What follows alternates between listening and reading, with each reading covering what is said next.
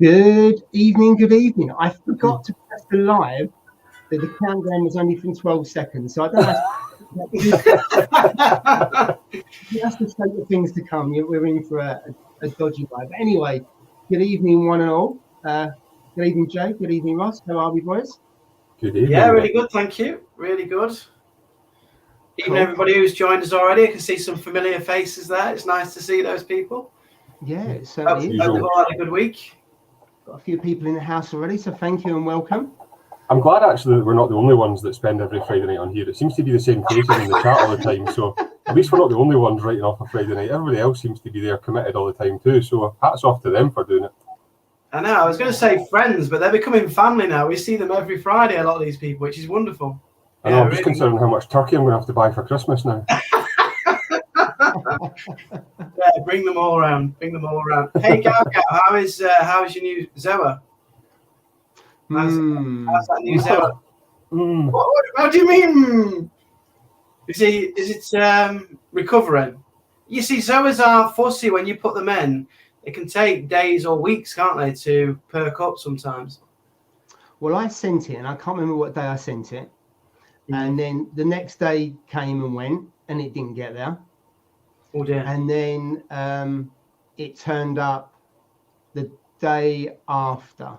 Now, Gal will probably remember what day it was. I don't know if I sent it on the Monday or Tuesday, and then it got there. So that was a bit of a pain. And I spoke to Gal today, or we emailed exchange, and it hasn't melted, but the polyps haven't opened. Right. So it was in transit, I think, for over 48 hours. Thankfully, it was a Zoa and not an SPS, because I think if it had been SPS, it probably would have had it.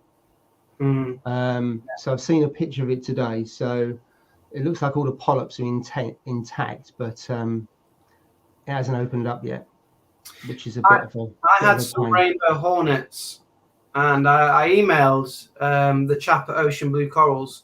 And he said some Zoas, for whatever reason, just get a bit of a monk on, a bit moody.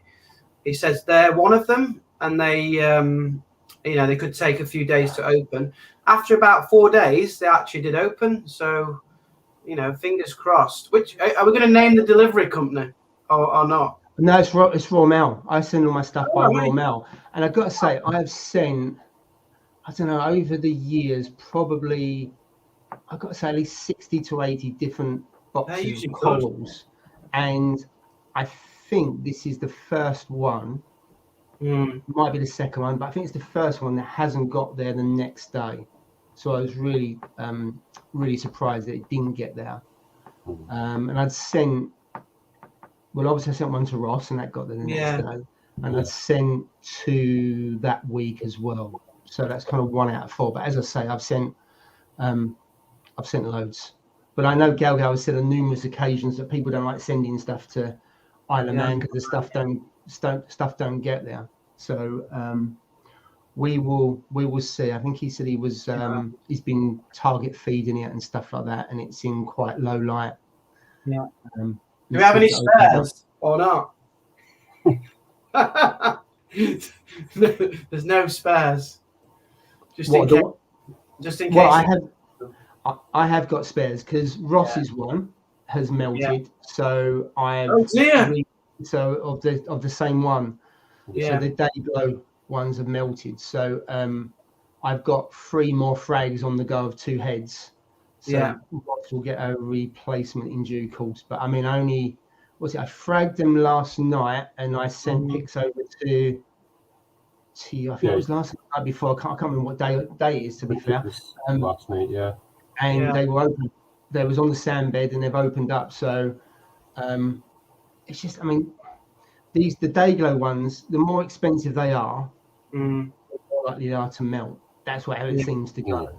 The strange thing is, though, I mean, see, when they arrived, they looked all right. They were closed, but they were in the pot. They looked healthy. Everything was fine. It was, the water wasn't cold. The heat pack was still warm. I wouldn't say it was excessively warm. It's still, everything seemed okay. It was really well packaged. Float acclimated it. I dripped it. Everything was done the way that you would do it. When I put it in the tank, I could see the polyps looked all right, and just over a period of time, they just got smaller and smaller and smaller, and then all of a sudden disappeared, and that was gone. So it was one of those where I thought, there's nothing, it wasn't obvious that there would be any damage or the box was damaged or there was excessive heat or cold or anything. I just couldn't explain it. So I've no idea. Yeah, because I have had with acros where the heat pack has touched the pot and it's cooked it. But as you were seeing and Galgo was saying, I now put cardboard in between the heat pack, and I actually stick the heat pack to the side a little bit. You mean like this, Paul? Oh, right, there's one we read earlier. So yeah, that's how I pack them. So, and then also the pots get put in bubble wrap, and then everything gets put in bubble wrap. And with Galgos, there's only one pot, so I actually put cardboard all the way around, so it gets stuck right in the middle. So I don't think it was that.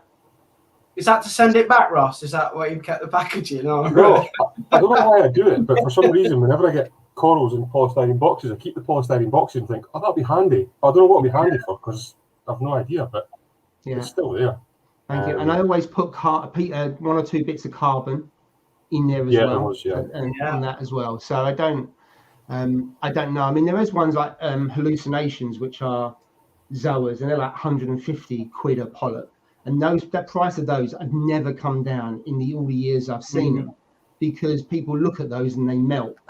And also pink diamonds were renowned for melting as well, but I've seen the price of them come down quite a bit. They're about £25 a polyp at the moment, I've seen. Yeah, they were 100, 150 quid a polyp, not probably, 18 months ago. So I suppose there's more and more people obviously cultivate them and everything else, the price goes down. So so I've fragged some more for Ross. Hopefully Galgals will pull through, and we will see what happens for that. So obviously I've got a couple of polyps for you as well, Jay, but we won't send those out for a while and see what. See how the others get on. I don't want to risk them. You keep them for now and then see how they get on, and then add them. I've been adding a few more zoas this week actually to the zoa garden. I've put 4 new ones in. So I think I originally had 3. Then I bought 7 from this company, which I think people have probably seen my video. Oh yeah. I'm not sponsored. I'm not sponsored by them, so you don't have don't buy them, but. If you don't want to, but they're really good, honestly, really good company, great customer service. Corals are super healthy, and every single zoa that I've bought, and I've bought over 10 now from them, they've opened, and they've been what I've expected, which has been brilliant. So if you're in the market for zoas, again, as I say, not sponsored, but ocean blue corals, just check them out. They're really affordable. There's loads of different species there as well. I've never seen so many different zoas in one website. And the guy who's running that, I don't know him personally, but he obviously has a passion for corals, and they're really clean corals. He gets a great name, to be fair. Everybody I've seen that's used them raves about them. I mean, love's a strong word, but I love his corals. He's a very talented reefer, and they're really nice corals. So. Yeah, if you want some zoas, take a look. Yeah. How did you find out about him, Jay? That's a good question, actually. I don't know. I think it might have been on Instagram and someone recommended him. And then I looked at his range of zoas, and I thought automatically this can't be the UK because there were so many. There must have been about 50 different zoa types. Then I realised it was UK, so I thought, right, okay, I'll give this guy a go and I'll order a few, because people like Backshift Reefer, Jonathan, was saying that my zoa garden was a bit weak. My zoa game was a bit weak, so I needed to up my zoa game. And I thought, right, I'll order a couple from there, see how they are. And they came with coralline on. The frags were clean. The only problem I've got is his frag plugs are a bit too good, so they're quite hard to cut down. But that's by the by. It's not really an issue, to be honest. I mean, the zoas are stunning. Yeah. So I think I seen him on Instagram, and it was Mark Practical Reefer had ordered some before you had as well, Jay, I'm sure. And I was quite impressed by the ones that Mark had got, and then I seen you had got them. So I think once my tank settles out from all the issues, I'll probably buy some from him as well, to be fair. You must. I mean, you love your zoas, Ross. You really love them. I know they're one of your favourites, but it's really good. He asks you when you want them posting, he posts them for that day. A bit like Paul's packaging. They come well packaged like Paul's do. And no complaints. Really good quality corals. And I think because I bought 6 at one point, he gave me an extra one free. We have to discuss this, Jay. We can't let this comment go. just finish off your story about the zoas, and then we'll go on to this. I don't really know what else to say about them apart from get yourself on there, and you won't be disappointed. Oh, the last thing I was going to say is he updated his website. I think was it Monday or Tuesday? I know I posted it in the WhatsApp group for us, and I was like, get on it. He's going to post them this evening. So he regularly posts probably every few weeks, and as soon as his new 50 came on, I was on there buying the latest 4 that I've got. So, you have to be quick to get certain ones, but they're all WYSIWYG things as well. So what you see is what you get. Oh, okay. Yeah, I don't know if anybody can put the website up. I'm not able to put the website on the screen, but I don't know. I don't think you can share website links, mate. I think YouTube stops you from doing that. Oh, fair enough. That's right. But anyway, they're good. They're really good. Anyway, on to the comment. Oh my God, that was. Who is she, Jay? What's her name? Tell us all about her. I haven't got a clue what her name was, and absolutely scared the living daylights out of me, to be fair. So I'd just been to the shop, got in the car, and I was just excited about the coral. So I thought, right, I'll just do a little video, just saying how good the shop was and all that sort of thing. Gets recording, and then she pops up, this woman. It's like, she's not exactly, she didn't exactly hide herself. And she's peering through the window. I'm like, oh my God, I'm like recording here, trying to keep it, I won't say professional because I'm never professional, but semi-professional. And then she's just staring at me. I'm like, oh my goodness me, what's going on here? But anyway, I tried to hold it together, but I genuinely did not know she was there. But without swearing, because it's a family show, she scared me. She scared me a lot. But mate, it was a look of disgust on her face though when she actually looked at it, and I was like, "Oh, she's going to chat the door. There'll be a conversation happened after this here, 100%." But she was disgusted what I was doing in the car park. I don't know what she was expecting me to be doing in the car park. To be fair, she was hoping that's why she's looking through the door. Well, it might have been one. To be fair, it might have been one of them car parks I was parked in. I don't really know. I don't know what you mean, Jay. But she was, she was loosely dressed and she had it all on show, and she was going for a night out in Ripley, which is a really good place up north in North Derbyshire to party. But she probably wanted to. She didn't go home empty-handed, but I'm glad I wasn't there. She probably wanted to know if you bought a Pikachu or not, and then she realised you hadn't got a Pikachu, and she was absolutely disgusted. Oh, you know what? I was desperate to get that Pikachu because I was just going to wind up Steve with it.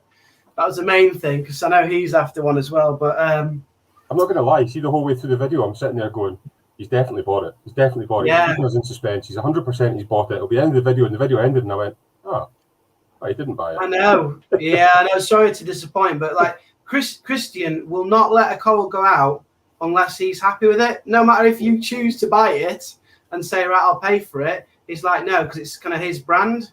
So if it dies, then obviously it doesn't look good. So yeah, until it's based out and it's coloured up, he wouldn't let me take it.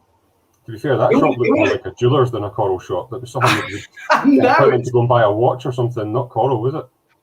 It is insane. And I said to him, I said, your tanks are amazing. He was like, yeah, they're running about 60 to 70% of what I think I can get out of them. And I'm like, 70%? Then I was like, you compare it to my tank and then other tanks you see, it's just, some people have just different levels. But like you say, it was like walking into a jeweler's, like you say, Ross. Like just coral jewels. Yeah, it was a really great experience. I love being there. And I'm going to go back and just visit without filming because, just to relax and enjoy the experience fully. But yeah. Really great place. But that woman, she scared the living daylights out of me. Guess what? There's no way I was going to say anything to her. I think that was the most commented part of the video. So I showed all these corals to reefers around the world, and everybody just tells me about the woman in the car. That's it. So maybe I should just go filming in car parks next time. I don't know. No, I would avoid that, mate. You'll probably end up in trouble. Yeah, probably. Yeah. Sorry, I don't know what's happening with the comments here, but So Secret Reef said he thinks he missed something. Well, he did. If you watch Jay's last video, and he's got a surprise guest. He gets video bombed. But I think she was as surprised as Jay was surprised. The two of them were very surprised to have that guest there. So I genuinely didn't know she was there. And she just like popped up at the window. I was like, Jesus, who the hell's that? Peering through. Just as I was like in the car when my car was about, she thought, what's this weirdo doing here? it was one of those. I think if it was probably me, I would have recorded it again, and then when I come to edit it, I went, no, actually, I'm just going to put her in there because it's quite funny. That'd be 1 minute. Yeah. Sometimes I think, to be honest, with YouTube, I think people prefer it if it's authentic and just real, and that's what happened. So I just left it in. It was definitely the very first thing. You know, I always watch the videos and I think, right, what am I going to comment on? And that was the very first thing as I was watching the video. I thought, I need to mention this. Cannot let this one go. Loads of people did, mate. Loads of people did. It's funny. So become internet famous. You should be one of those memes where it's all the people in them. And in fact, somebody might make one of them. I'm just praying that she's not a reefer, or she's got a boyfriend or a husband who's a reefer, who she then sees this video, and then the comments underneath, I'll be mortified. Somebody somewhere will see that, mate, guaranteed. They will, 100%. Or she'll know somebody that is at Signature Frat. There'll be something, definitely, if she's in that area. Yeah, she probably will, yeah. I'm sure. And then she'll end up being unhappy with you. Sorry, what was that? She'll end up being unhappy with you and telling you to take it down, or she'll maybe want royalties. Yeah, I know. She might want royalties. You never know. She better not demonetize that video, because she want a cut, won't she? Yeah. She'll be like, you can buy me some a pint of lager and a packet of crisps, some cheesy chips or something to leave her in the video. I actually got a copyright claim on one of my videos the other day from a Bangladesh music channel. Bangladesh? Well, you cater to all audiences. I know. So obviously I counterclaimed that and got it removed, but I thought, you're chanting so-and-sos.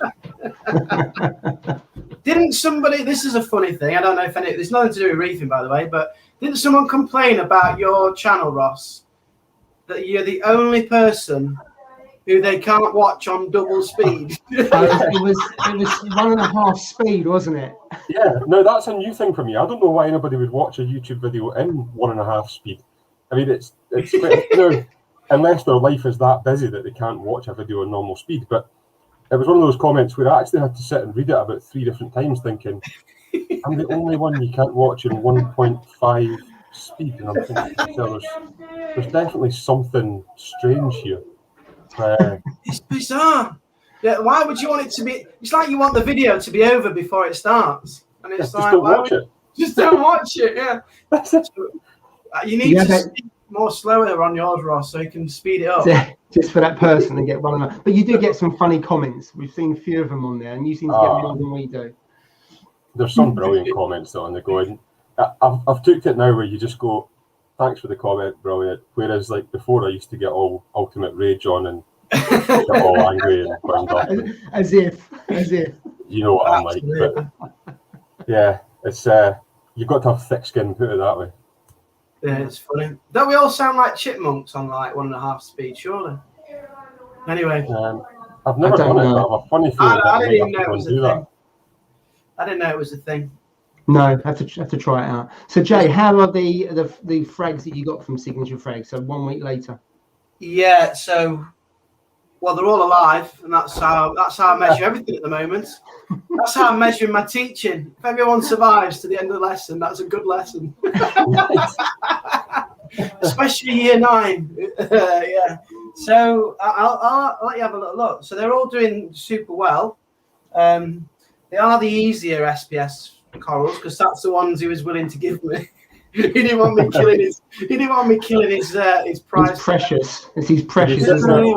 Did he sit there with Jay and go, this is a really nice brown one you could have, and here's another nice brown one you could have, and this brown one would look nice. People were hammering me last week for having like brown sticks in the tank all the time. Yeah, here we go. Look, they're already stuck. Go on, prove them wrong, Jay. I've only got one brown stick, only one. The rest of them have got colour. But hey, right. let me show you what they look like then. Yeah, so I went for easier SPS because that's all it would sell me basically, and the tester one.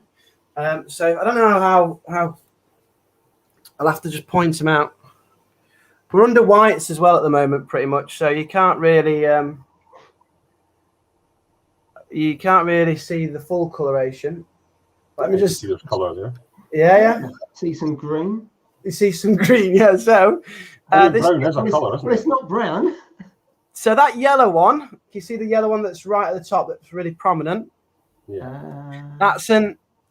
Let me just. I try and get my finger. The top left. I can't do this at the same time as getting my finger in. Mate, best advice, Jay. Don't put your finger in. Right, I'm not going to put my finger in. I'm just going to describe it. So yeah, probably best. It's the one that's right prominent on the left-hand side, center. Yeah. Yeah, that looks like a tree. It's an acro, and it's yellow. So the Pikachu wasn't ready, but an acro was yellow. So I thought, right, I'll go with that. Apparently, they're quite easy to grow. They don't base out, so you can probably see the frag plug is a little bit like it's just like a little white round disc. Mm-hmm. Apparently, that SPS doesn't base out; it just grows upwards. Okay. And an acro, I didn't know that. I thought all SPS based out, but that one doesn't. Then behind it, towards the back, next to just the left of the Jabo, that's a PC Rainbow, which is an acro. And if I can keep that alive, he'll then sell me some other like harder to keep ones. So that one at the back, that's like a greeny reddish, and what people on here will say brown. That's a PC Rainbow. So yeah, if I can keep that alive, I'm allowed some different ones. There's the Digi. It's like a really fat little stumpy Digitata, Forest Fire. That's the one in the middle. It's a little bit lower down. Just your fire shrimp has made an appearance. Oh, has it? Oh, yeah. Is he still lonely? Is he still lonely, Joe? Yeah, he's still on his own. Yeah. I'm a bit worried because pairing them up when they're not from the same tank, I've heard they can fight. So I thought he might be better on his own rather than pairing him up. But yeah, so there's the Forest Fire Digitata, which is like blue, yellow, and red. I'll try and show you in a minute under the blues. So that's that one. But then my favourite one is gone back to LPS down here. Let me just bend you around this way. Oh, first of all, you're getting a finger in now. You're bending us round. What more can you want? If you've just joined, this is a reefing program. This is a semi-professional reefing channel. So that is the Goniopora. What is it called? Holy Grail Goniopora, because it's got a green base. But you can see how tiny it is. Yeah. And someone said it's called a ruby something flowers, or I don't know. It does have two names as well, but it's a really, really nice coral. Yeah, I have heard of that. I know last week you were saying about, is it a Holy Grail, is it a Gonipora, or is it a tool sheet you're getting? But yeah, I have heard of that one. It's a bright green base, isn't it? Yeah, it's super nice. But it's really small, but it's prettier than I thought it was going to be actually. Right, I got some blues. Yeah, you can see it topping there, the Goni. Let me put a little filter on as well. You might be able to see it a bit better. Yeah, but Jay, you've got all these other corals, and the only one I'm noticing is your rainbow chalice. That pool is just a different. The thing is, I think I got that a bit too early, to be honest, because nothing can compete with that. It's just, I mean, you can see it there, can't you? It's just, it's Champions League. I know people don't like football, not everyone likes football, but it's the only one I would say is Champions League. The rest they don't touch it. No, but yeah, that's really good call. Just that stands out. I saw the picture of Steve's one. Was it earlier this week on how much growth he's had on his? It looked fantastic as well.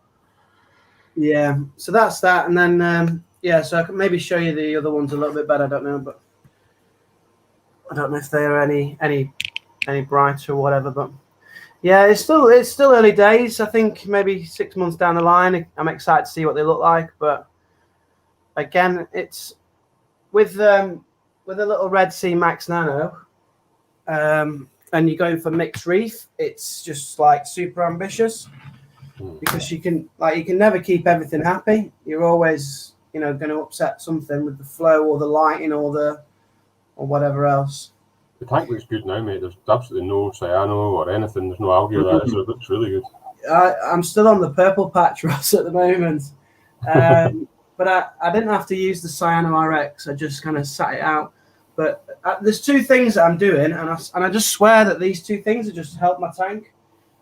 Again, I'm not sponsored, but I think that's really helped. I dose this every single week now. Let me just turn the blues off because you can't really see properly. You just do that once a week, did you say, Jay? Yeah, so once a week I put 2 caps of this in, and that's helping to the population of the beneficial bacteria is out competing the negative bacteria like the cyano. Yeah. So I swear to God, I've used this for 2 months and I'm sure that is having a really positive impact. And because I've got a nano, it's 2 caps, so that's lasted me quite a while.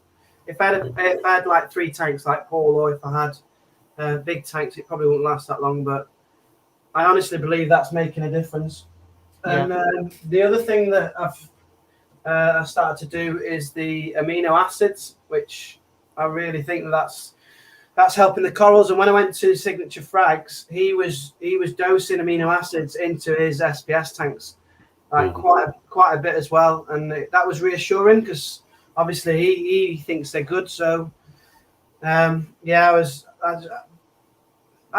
putting it because you change things, but I think those 2 things have really just helped my tank settle in, and I'm just enjoying the tank at the moment. It's really nice to look at the moment. It's good. It looks really good. But then again, in 4 weeks it's a year old.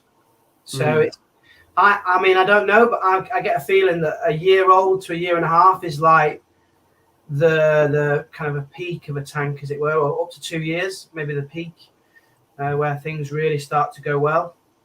And then maybe it's a combination, isn't it? You've learned a lot more, and also you've got a bit more stability. You're not messing around as much as you was a few months ago. Yeah, and also then you've got a bit of maturity in the tank, so it's kind of on both fronts, isn't it? That's helped. It looks really, really good. I'm loving the hobby, and I appreciate everybody's help because I couldn't have done it. I've had some. Everybody has ups and downs, and I've had crisis calls and all sorts of stuff. But the moment I'm not really doing that much with it, and just dosing the beneficial stuff, the bacterias, the natural foods. Yeah, it's just really helping. I know Christian said that when I went to see him. He said, you know, just go along the sides of bacterias and natural things from the sea, and then you can't really go wrong. Try and keep away from, chemicals, that shouldn't be in there, as it were. Yeah. It's hard sometimes, but. So before we move to Ross, I just want to go through some of the comments because obviously there's been the odd comment since you've been looking at your SPS sticks. Yeah, sorry if I missed anything. It's all right. So we'll start back there. Definitely escaped something there. She almost killed you. Looking at a few comments around colour of the stick. The brown one next to the blue one. Forest fire. Jonathan, does a forest fire grow slowly? I've heard it grows quite slowly. I thought it was a fast grower, but. I think it's like anything. It's got to get used to the parameters, and then it'll just grow, and all of a sudden it will take off. Yeah. I thought that was a good one. He won't let you have it. This is the kind of things you can have when you're a grown-up reefer. Yeah, to be fair, but that's good, isn't it? Because he's looking after his corals. He knows that I'm a beginner still. He knows that I've got a small mixed reef, which is hard to keep stable. I mean, if I could have gone in there, I'd have bought them mother colonies, and I would have bought a couple of them, put them, just stuck them on the top. They looked amazing, but you've got to be sensible as well. Yeah. There's a comment there about forest fire digital green and red polyps. I honestly don't know. But I was told it was a forest fire digi. So to be honest with these coral names, it's a minefield, and I'm lost. So I've actually gave up on names of corals now. I just go for whatever I like the look of and whatever the colours are. And there might be people that'll say, me, what's the name of that coral? And I go, I think it's this, but Yeah. to be honest, I don't really know. Yeah, it's a minefield. Every time you post a video as well on YouTube, you'll say it's a coral, and then someone else goes, "Oh, it's this one," and then when you Google it, it is also that one as well, and it's like, It does vary, doesn't it? And also, when you Google it, doesn't mean it's right, does it? Because some people have posted pictures with that name, and it might not be that. So just going some other comments there. Eco Balance, brilliant stuff. Oh, thanks. Yeah, Cotty agrees. It is really good stuff. Yeah. Acro Power. Yeah, I've heard that's good as well. Didn't Algae Warrior, when he shows through his the shelves of all these different supplements and metals, I'm sure, was it Acro Power or was it Gunia Power? I can't remember, but he certainly had quite a few things. I know Fragbox TV, which is a YouTube channel that I watch quite a lot from Canada, they use Acro Power and their corals look really good. Yeah. Right, okay, so over to Ross. What's been going on with you the last week? Well, where do I start?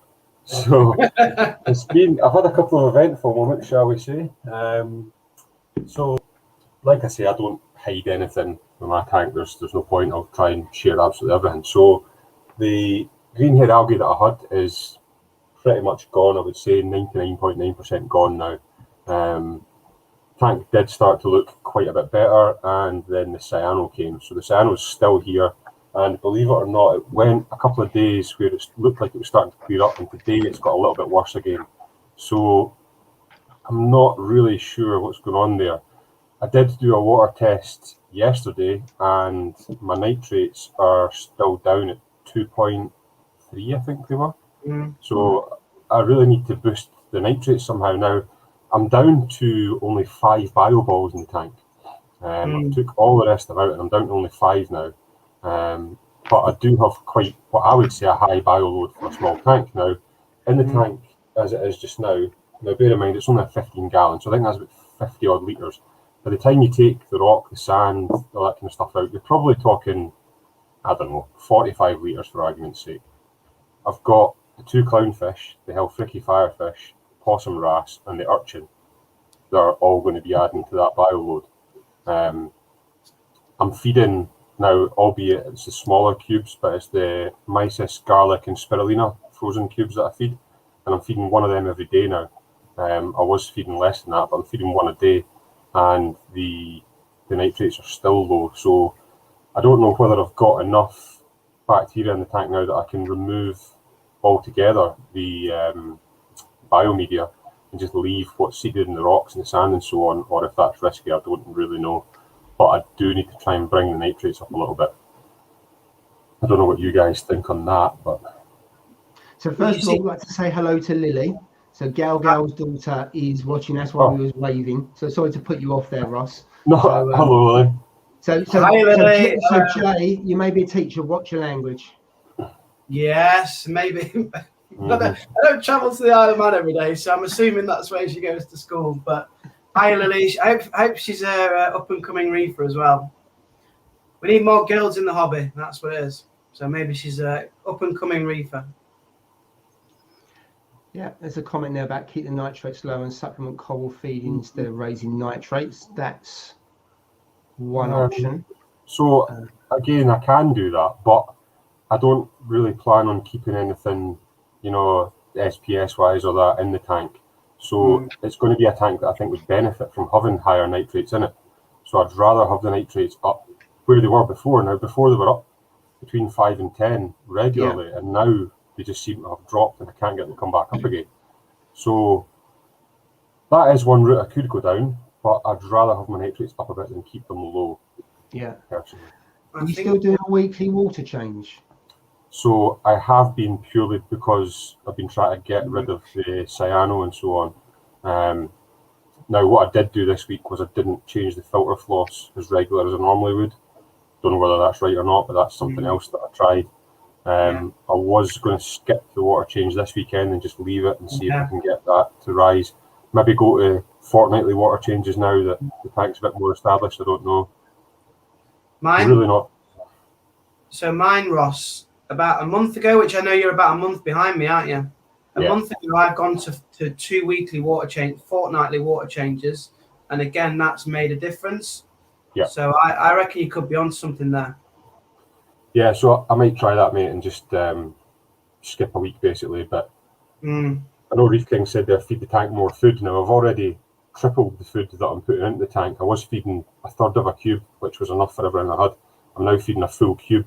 So to go, it's the small cubes, Jay. I got lynched when I said I fed a whole cube every time. Yeah. So it is the small frozen cubes compared to some of the other ones that I've had, but I'm still, I've tripled my feed in the tank. I don't know whether I just remove the biomedia that I've got in the back. There is only 5 balls. I don't know whether I remove them or not. I actually was cleaning the tank out the other week, and there's pineapple sponges and so on them. I know, Jay, you had some of them, didn't you? So I've got the pineapple sponges in there now. No idea how they got in there, but they're there anyway. So that's that. But mine as well, Ross. They're really good kind of filter feeders. They're really good to have. So keep hold of your pineapples. So what did you? So what did you say your FOS was? Because you said your nitrates are really low. What was your FOS? Let me look. Where's my thing? Phosphate was 0.05. That's okay. So you try and increase feeding. You've got quite a heavy bio load. You've got the bio balls in there. I'd definitely go to, if you don't want to put your feeding up more, then I'd definitely skip a water change and see what that happens. Because it's not as if you've got to replenish your alkalinity or anything like that with the corals that you've got. No, to be fair, my alk sits really steady all the time. Yeah, I've never had an issue with alk. It's always been fine. Yeah, I'd go to the bi-weekly and see how you get on there. But yeah, so it's nice between 5 and 10, aren't they? That's when I think you get a lot of coloration and growth and things like that. Yeah, well, I mean, I went back and you started, didn't you, around 10? Sorry, mate. When you started your tank, not when you first started, but the first like 4, 5, 6 months, you were around about 10 then, weren't you? I think. Yeah, but I was using the Salifert test kits, so it wasn't as if I was getting a Hannah. It's a case of it's either 5 or it's 10. So it's a difficult one. Whereas now I'm on the Hannah checkers and I'm getting an accurate reading, obviously. But it's, I don't know. I'm just reading this. Ross gets some 6 mil acrylic tube with your tube and making me vacuum remove a sign with it, taking 7 inches of water. Yeah, that's a good idea. Yeah, because I have read that sometimes water changes can fuel cyan. I don't know if that's true or not, or whether that is just a myth. So some people, then you see some people say do a water change, some people say don't do a water change. So I don't know 100%. Well, you know what? It could be by skipping it. It might help.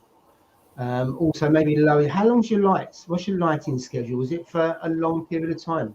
So they start ramping up about 12 o'clock lunchtime, and they go off about 10, back at 10 kind of thing. You know what Bravo 20 said to me? I know he's a Scottish reefer, isn't he? He had, I think, an issue with cyano when he was dosing Vibrant, right? I was dosing Vibrant when I got cyano as well. So I don't know what the science is in that, but I've stopped dosing Vibrant now for 2 months and I haven't got it anymore. Well, believe it or not, it was actually after he'd said that I've stopped the Vibrant as well now, because I was using Vibrant, then I stopped it when I started the Flux RX because I didn't want to have the 2 products running at the same time. Yeah. So I stopped that when I started doing the Flux RX. Then obviously I finished the Flux RX now, and I haven't put any Vibrant in since then.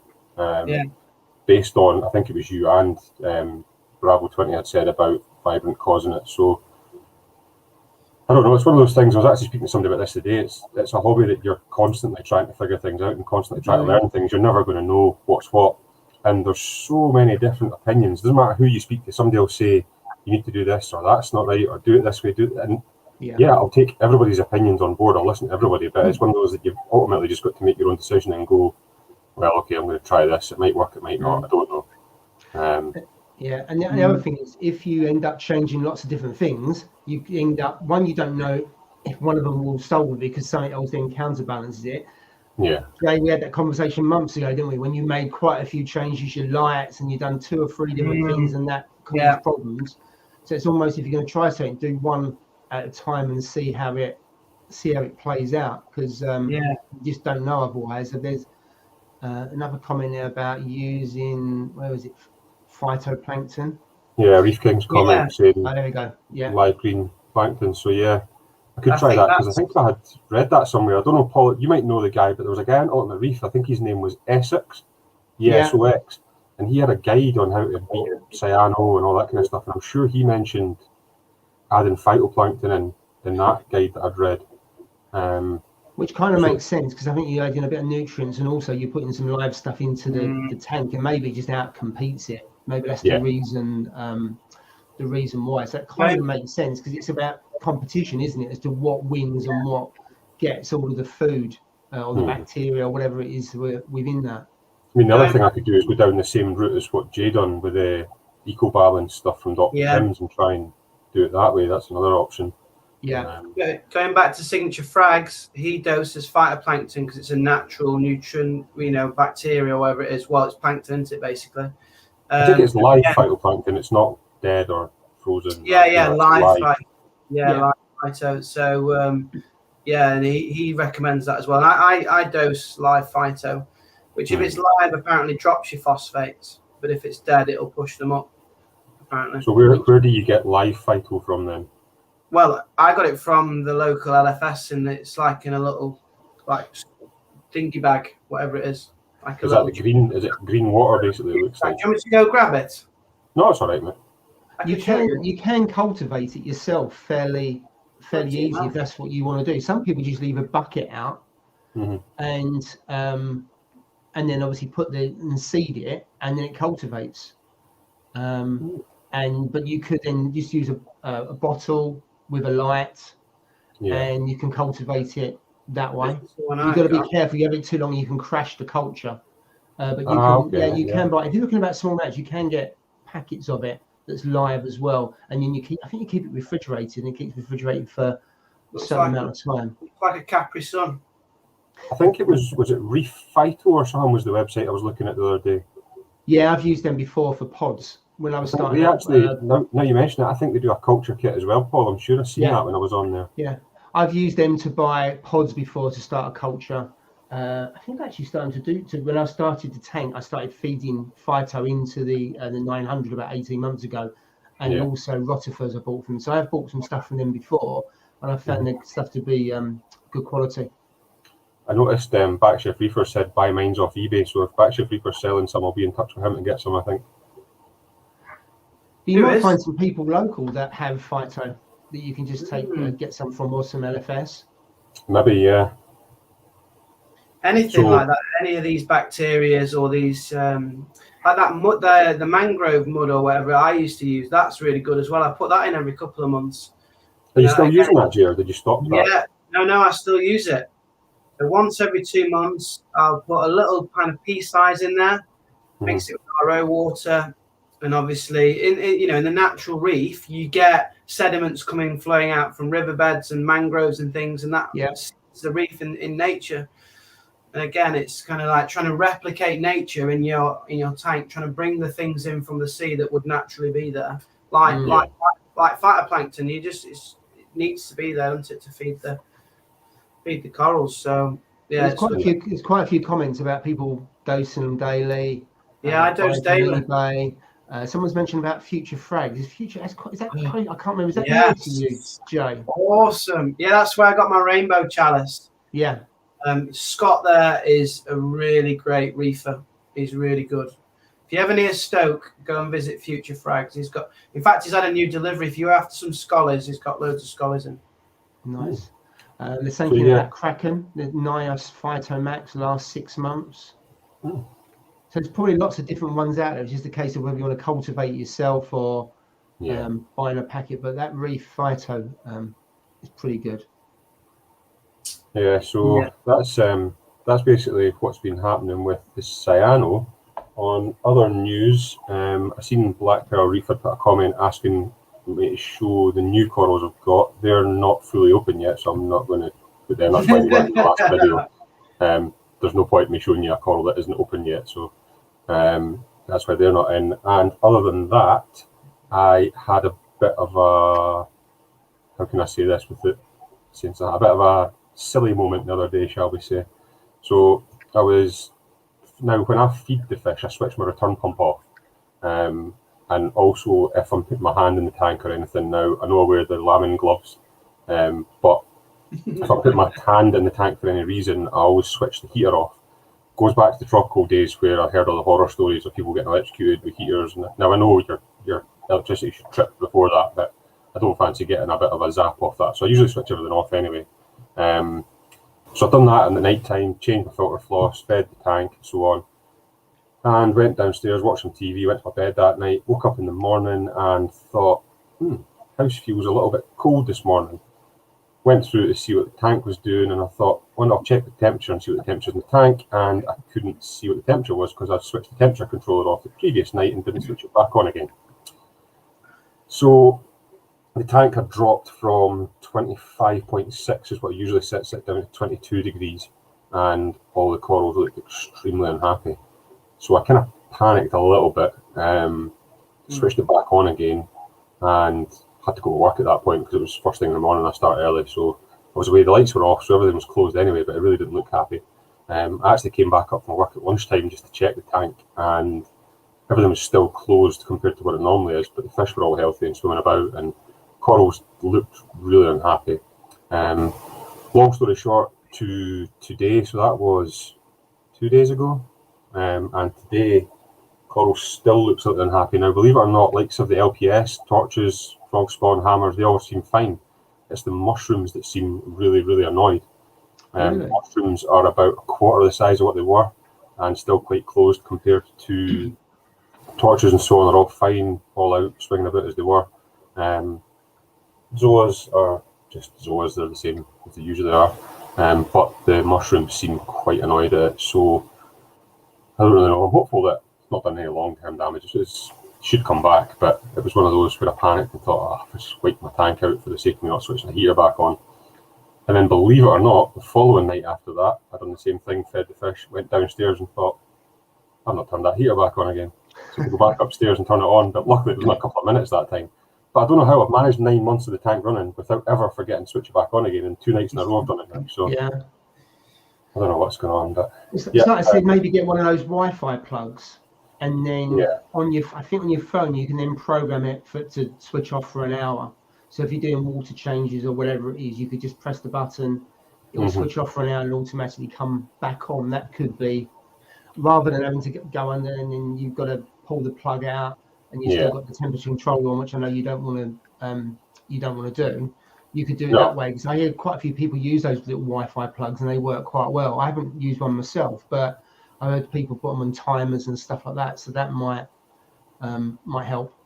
I think that's probably a good idea, to be fair, because I can plug that into, not the mains bar that sits above my tank, but the one, how you've got like the double socket that's attached to the DD temperature controller, for one for fan, one for the heater.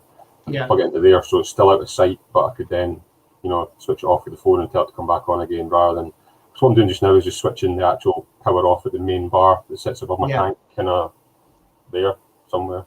It's quite hard to do that back in front, isn't it? So I just switch it off there, and for some stupid reason forgot to switch it back on. So I think I've got away with it.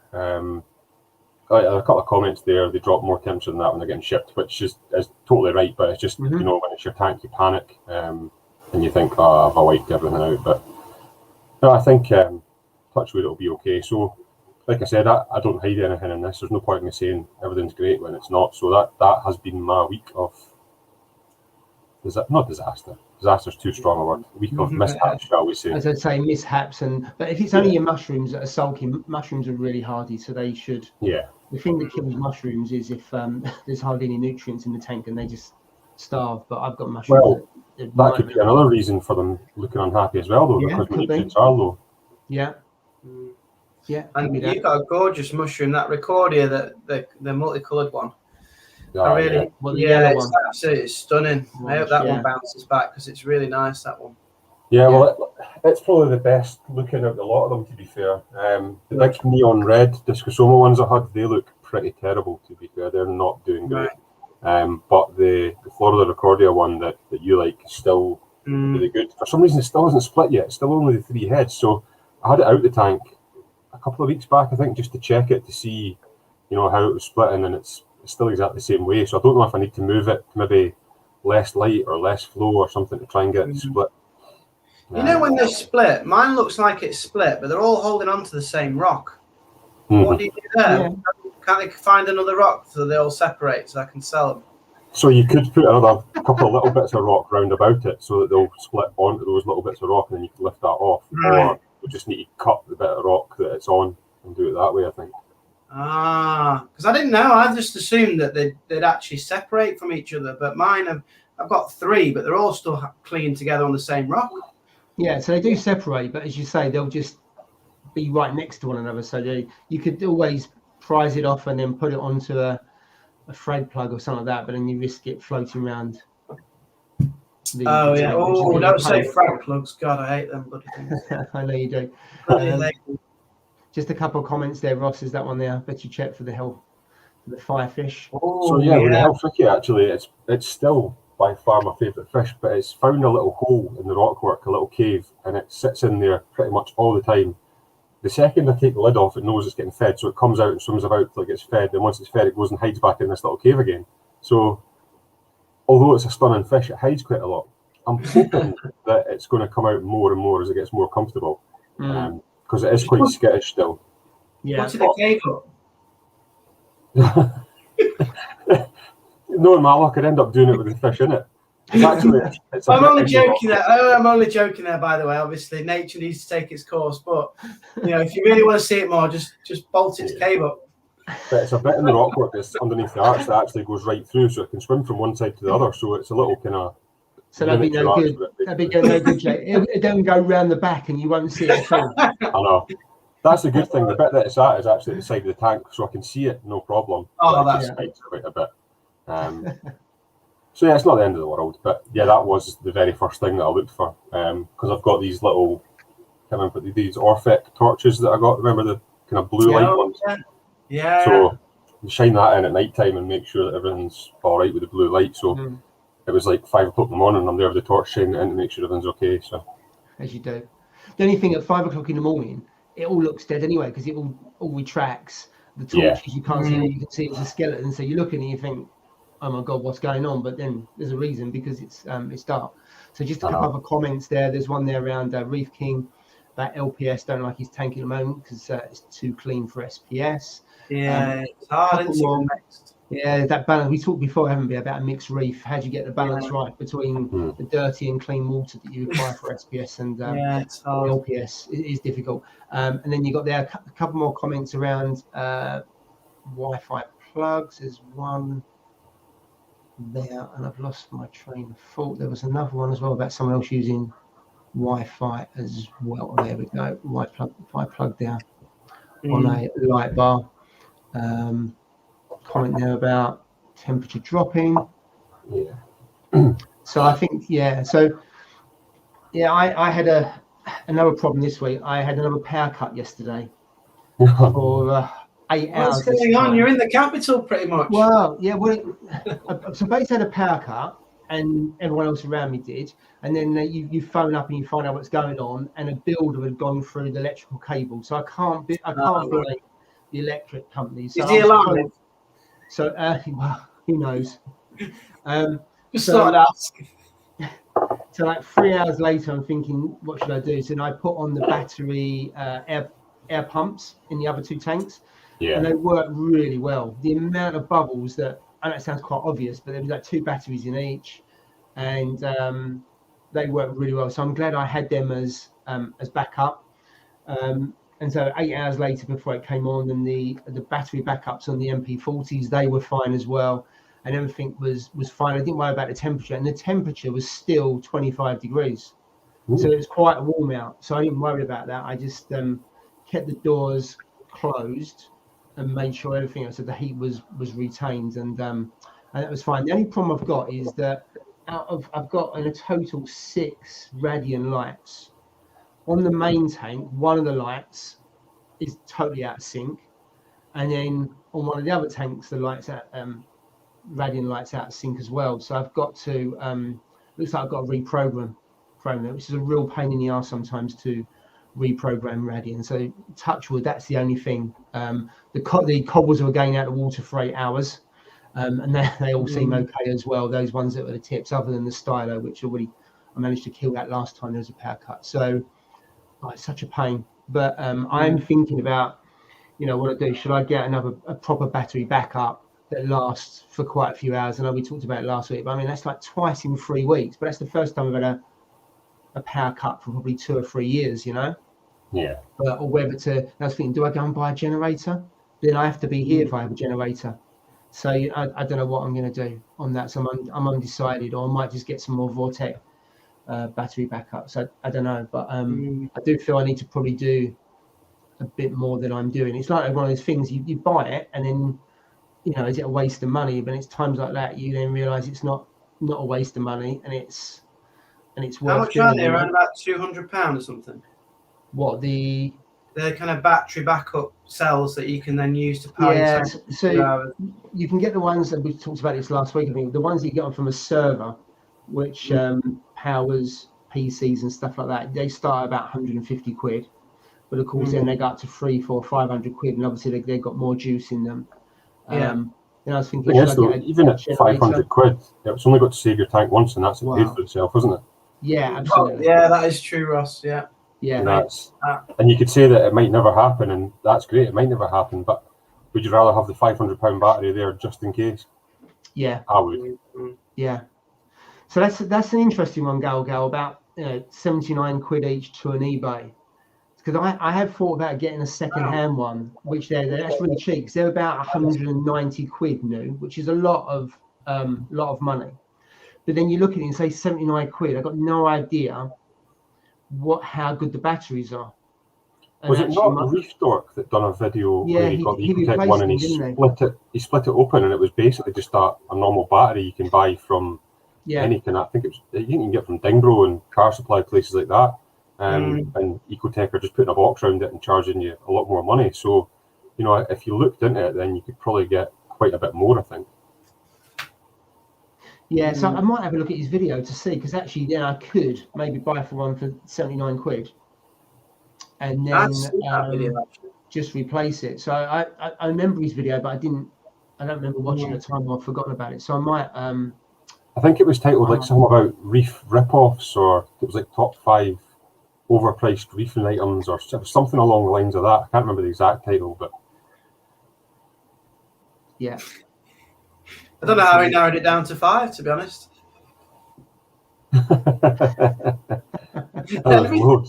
Everything's expensive in this hobby.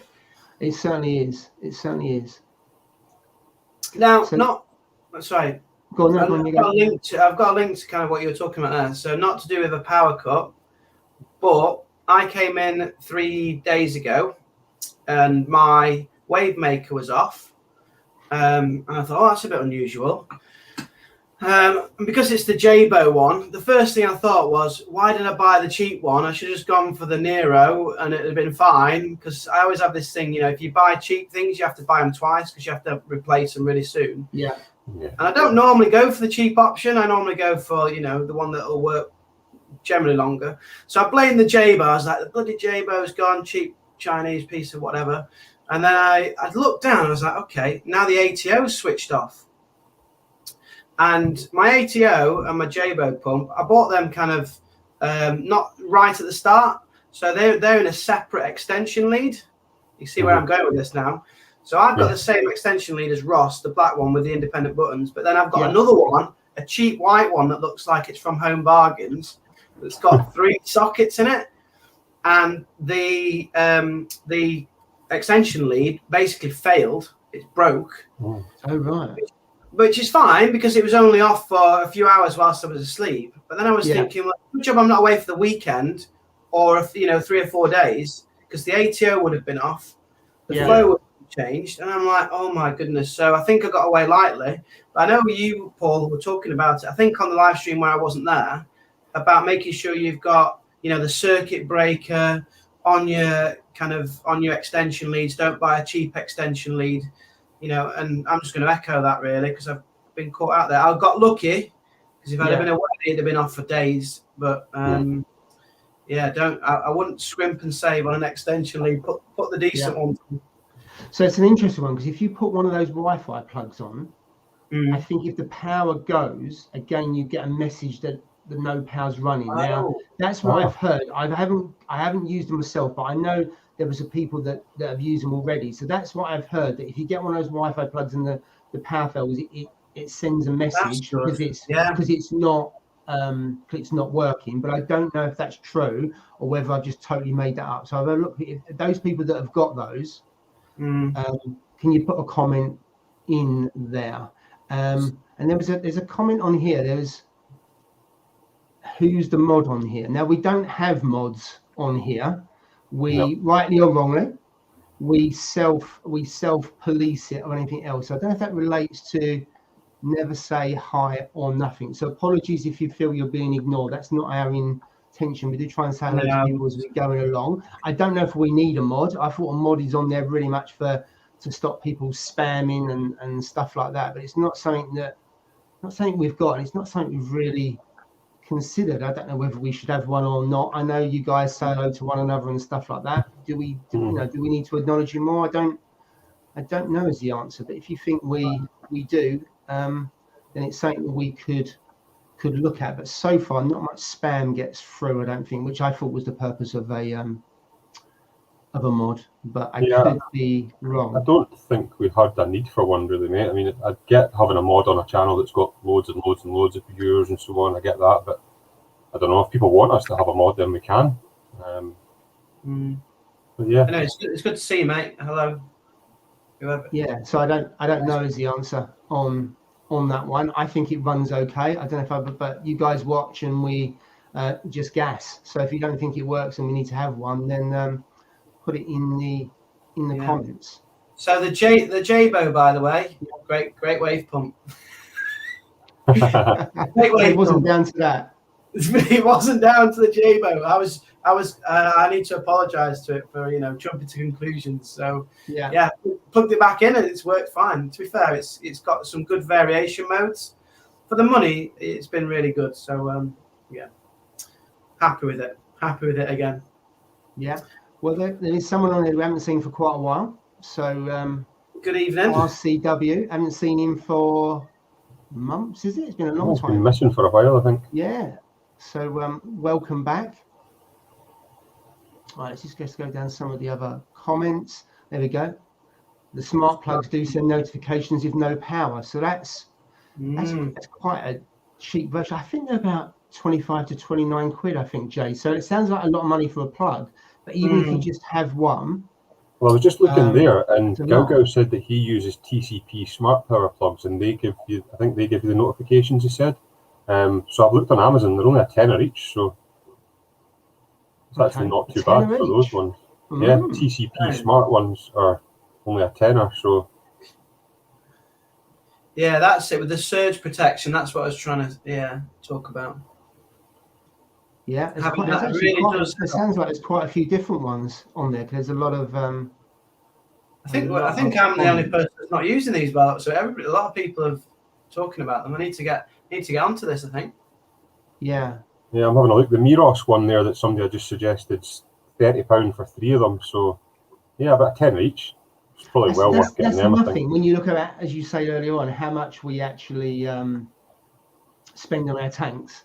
And just for a 10 quid Wi-Fi, and it will send you a notification if your power's not working. I don't think you can beat that, can you? That's great redundancy. Yeah. With all the other things, you think about people have Apex and stuff like that, but I don't think an Apex, if it goes out, if the power goes off, it actually sends you a notification because it can't. So I don't think it does. There you go. I mean, obviously that's Algae Warrior. Good to see you. Great guest last week, by the way. Oh, brilliant. Got lost in that cavern of tanks. I know. It's got a real reefing cave there, hasn't it? So many tanks. tanks. Flew by last week. What's that? The time flew in last week when we were watching all his tanks, to be fair. Yeah. Nice. I tell you what I liked about the tanks more than anything else was how simple the setups were. Yeah.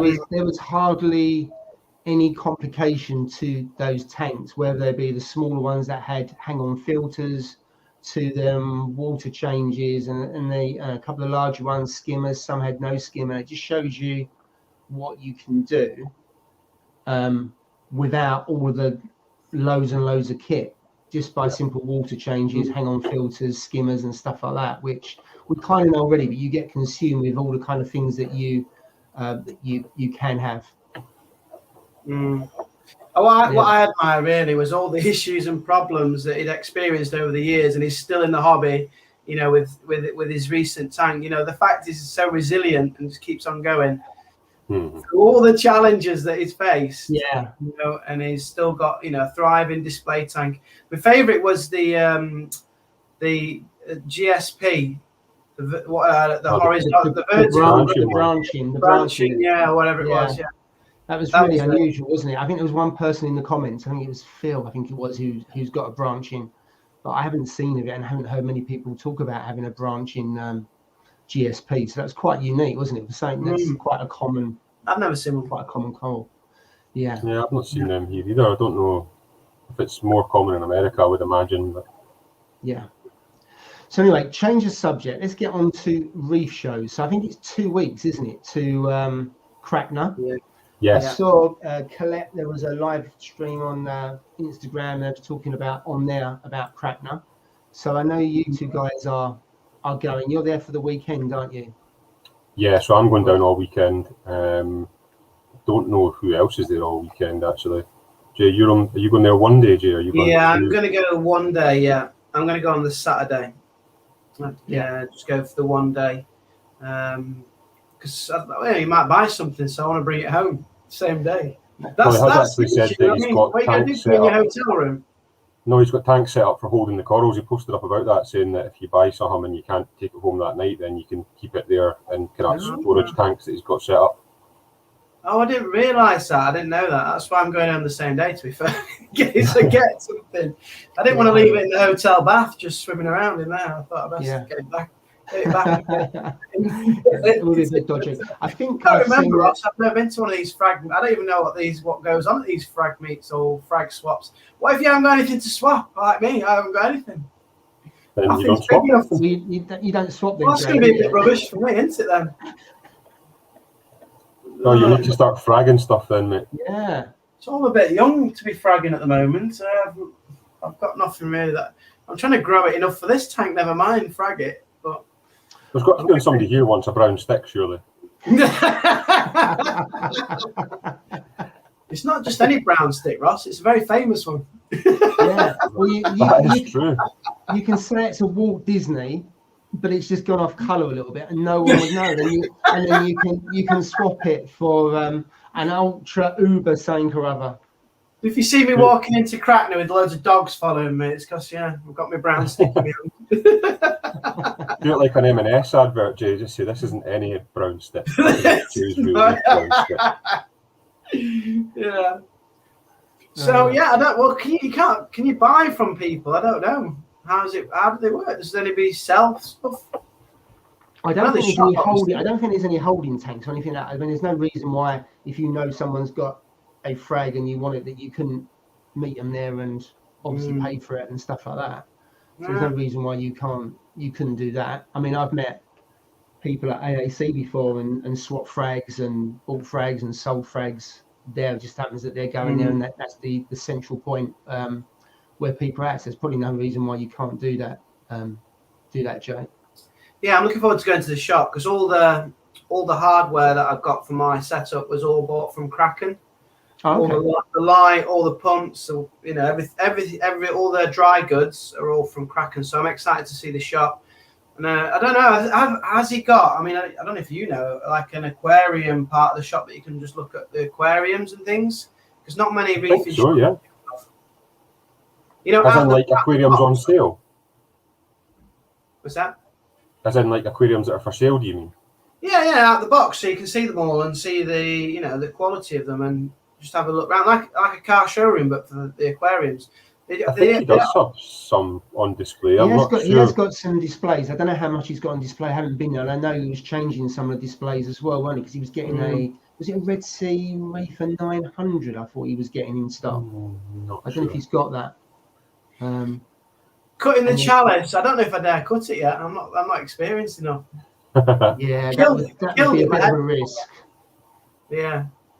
I'd rather let it grow over another frag plug, and then you can just separate it from there on that. I mean, I frag quite a lot of chalices, but I don't think I'd be brave enough to frag my that one. I think when the I come rainbow to chalice. frag it, I'm going to take it back to Scott at Future Frags, and he can, because that's where it came from. I'll let him do it. He knows what he's doing. Yeah. Now I heard that Secret Reef is flying over for the weekend. Yeah, I heard that. Yeah. Yeah, so that's one committed reefer there. Although I'm not too sure if he could take it. I'm not too sure if he could take anything back. I know it's difficult bringing frags into the country because of Brexit, but I don't know if you could buy some frags and then take them back or not. I don't know what the rules are for shipping out of the UK into Europe. Don't know. Well, yeah. What would you do? Put it in a flask or something? Well, funny you should say that. I mean, there used to be stories of people that would go to Orlando on holiday, then go into WC and other places like that, Worldwide Corals, and then bring corals back in a flask amongst other things. And that's how, allegedly, how some of the American frags got into the country. I don't know if that's true or not, but I haven't heard of people doing it recently.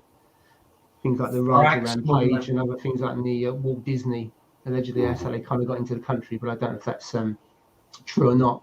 I mean, you can bring zoas and mushrooms in because I don't think they're part of CITES, whether they'd let you in the country or not, but you haven't got to have permits for those. But yeah, so in terms of some tank system things there, they've got a couple of displays. Oh yeah.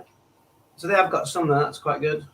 Yeah, so I was speaking to Galgal. I don't know if Galgal's coming over now. I know he was thinking of coming over from the Isle of Man or not. I'm not too sure if that was for the day or for the weekend. But it sounds like quite a few people are going to be there. A lot of people. I hope it's a big place. It's going to be full. I hope the parking's good. I hope the weather's good so everybody can stand outside. If not, we're all going to be standing outside like this. Don't worry, Ross. It'll definitely be warmer than where you're from. I don't know. It's been warm up here recently. I'm a lighter shade of white now. Yeah. So I think there's quite a few people staying over. So I don't know if people are staying in Manchester or I don't know the area or where people are staying or whether people are going out for drinks afterwards. I think it's at 12 o'clock to 6 o'clock on the Saturday, and it's 12 o'clock. Is it 4 o'clock on the Sunday? Yeah, I got it up here. So yeah, 12 noon to 6 o'clock on the Saturday and noon to 4 o'clock on the Sunday. How far away from Manchester is it? I think it's about 40 minutes from what I looked at on the maps. Yeah. I don't think it's far. So I'm staying in Manchester for the weekend. Where are you staying, Ross? In a hotel. Oh, I thought you might say, I'm staying at the Jury's Inn. Not that you are. If you want me to stay at the Jury's Inn, I can, mate. No, I normally go all out and stay at the Travel Lodge usually. You know what I mean? No expense spared. Especially if it's like an anniversary. As a yacht, Travel Lodge is, where I tend to go. So you're coming down on the Friday, are you, Ross, and then going home on the Sunday or the Monday? I'm coming down Friday and going home Monday, mate. So I'll be there a long weekend of it and see what else there is to do around about Manchester area and just make a weekend of it, really. Yeah. So, what was I going to say on that one? So I was just going to say there. Premier Inn, that's the one. So, with regards to that, I don't know what I'm going to do for the live stream then because I'll be down in Manchester on that Friday night. So, just join it from there. I don't know if I'll be able to dial in or what I might be out for a night out there. I don't know. Or maybe you can pop into to Kraken and come on the live stream from Kraken. I could do that actually. Good idea. Little tour of the shop or something like that, maybe. Steve might be back there by then, might he? He's got how many more weeks has he got in his? I think that's Steve back then. So he's not here this week and he's not here next week, but I think he'll be back the following week. That's his first week back, isn't it? Where he'll be hosting. He'll be hosting that. Straight in at the deep end. Absolutely. He's had 4 weeks off on good behaviour, and then he's back with a bang, hopefully, with ironing board and everything. So it's a reefing holiday for you there, Ross. Yeah. It's a long weekend, mate. I'll see what there is to do in Manchester. I've never actually been to Manchester before, so Yeah. It's a see wonderful what that's city. like. And then the other news from earlier this week, and there was a few posts that potentially there's going to be another Coral Freaks. So that's next year. So there was a Coral Freaks. That's the one that's down in Harlow in Essex, that's run by AAC. Oh yeah. And Paul put a post on it. It was through social media, but also Ultimate Reef, that he's getting together in November with some of the people that helped volunteer last time, and also some of the, I think, some people from the industry. So I think some of the suppliers, to look around what could happen next year. So he hasn't confirmed it's going to happen, but I think on the basis that he put a post up, I think there's probably a good chance that it will happen. So if it does, that'll be really good. So that'll be next year. That'll be down in sunny Essex, down in Harlow. So I know there's a few of the guys on here that go to AAC, and I'm not too sure if any of them went to Coral Freaks last time. But it was really good, and I've heard that potentially it'll be over 2 days as well, and quite a few more people being able to do that, because there was a shortage of tickets. There were only about 300 people last time. So that'd be really good if that. What time of year do you think that'll be? So I think it'll be either May or September, October. If I was a betting person, I would say probably April, May time. Yeah. Because then the weather's okay, but not too hot. Because last time there were people in there selling coals. Yeah. So if you have that, you really don't want cold weather in a hall, and then you've got to really pump up the heat. Yeah. The reason why I'm laughing is because, you know, when you watch TV programs and you're like looking for certain things every time that people do or say, I just heard the dog bark. So if I was like playing bingo again, one of the things that on the bingo card was, when you watch this live stream, you always hear a dog every time. That one was mine. I'll take the credit for that one. Was it yours? Because it's not mine. I'm not too sure whether it is actually. She's really, really quiet, so I don't know if Jill's taking her out or whether one of the boys is looking after her. But she's quiet, which is a bit of a worry. She could be up to anything, but no barking from her. So that's yours, was it, Ross? Is that yours, them, Ross? Yeah. I've got two. And normally so someone that says that I've got a tiny tank as well, but I've got through quite a bit to that. That's good. That'd be a good one, that, actually. Do you remember that last week? They were like, "Oh look, the hang on the back sump is bigger than your whole aquarium." Last week you were getting it tight. To be fair, that was quite. I couldn't reply either because my internet kept dropping out, so I was way behind the stream as well. I thought you just spat the dummy at the end, mate, and just let it. I think because your Wi-Fi was going, you was getting it even more, because usually it's my Wi-Fi that's struggling, but you definitely had a touch of the McDonald's last week, that's for sure. Yeah, I had a touch of the McDonald's. And it weren't a happy meal, that's for sure. I like that. Yeah, I like that. There was a comment right back that I totally missed, and it'd be related to what level, and I can't find the comment, it was way back. What level do people keep their nitrates and phosphates at, which is quite often a common question, but you also get quite a variety. So I think I just want to revisit it. So Ross, what do you usually keep your nitrates and phosphates at? And if people want to put their numbers in the comments, then please do, and we'll come to them in a minute. It's always good to get a range of what people keep them at. What's up there, Ross? I keep it all in a little whiteboard thing up there so that I know what it's that poster was up there. You know that poster back in the olden days that you used to have? The calendar. So he's moved the calendar so you can't see it, because Colette always comments. I'll be back. It's there. It's still there. It's still there. For the front. Yeah, so my nitrate usually sits round about 5 is what I did keep it at. Now recently it's been down lower than that, but 5 would be where I'd want it at. And my phosphate's anywhere around about 0.08, where it tends to be usually, again, slightly lower just now. It's at 0.05, but that's where I usually aim for anyway. Okay. So I know, Jay, you've been increasing your nitrates and phosphates. If we go back a few months, you was concerned they were too low, weren't they? So what What are you sitting at the Yeah. moment?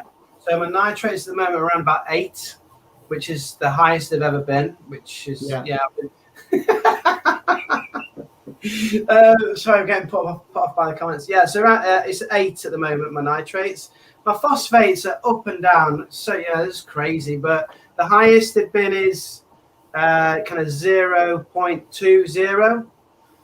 At the moment, they're at 0.06 when I measured them a few days ago. 0.06.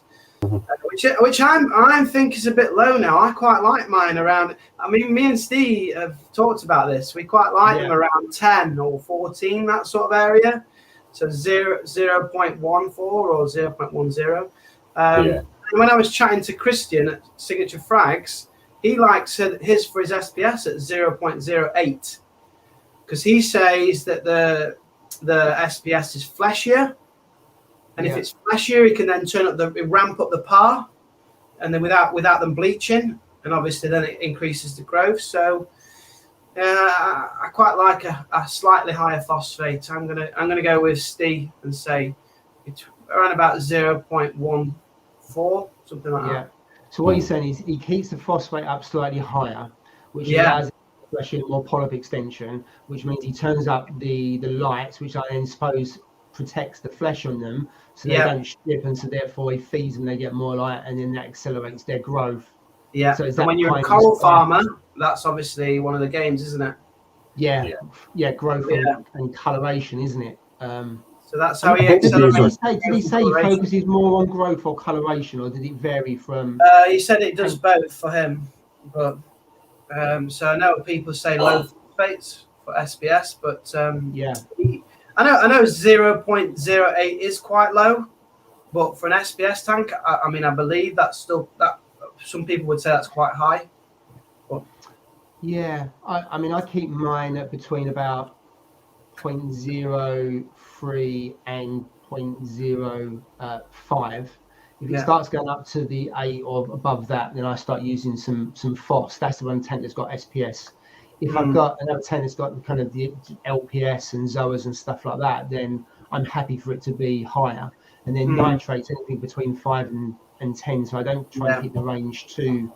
I'm happy with a wider range, and the corals seem to do okay. And you just see by what they look like, and actually then do you have to edge it down, or do you feed it a bit more to put it up? So just looking through. What's other people saying about this? So we've got nitrates less than 1, and phosphate impossible to read with salifert, always near 0. So my question on that one, so do you then dose? Do you feed the corals, or do you have problems with cyano? Because that looks on the face of it like ultra low nutrient system, and when people got that, they tend to supplement it with other things, and that was kind of, everyone was aiming for those kind of levels if you go back 2, 3, 4 years, but you don't see many people aiming for that. So Phil, it'll be interesting to see, does that cause any problems? Do you dose anything? Do you feed anything? So that'd be interesting. I think maybe it says it's salifert as well. So Ross was mentioning like it's quite hard to be accurate. So hopefully it's slightly above that. Hope phosphates are not 0.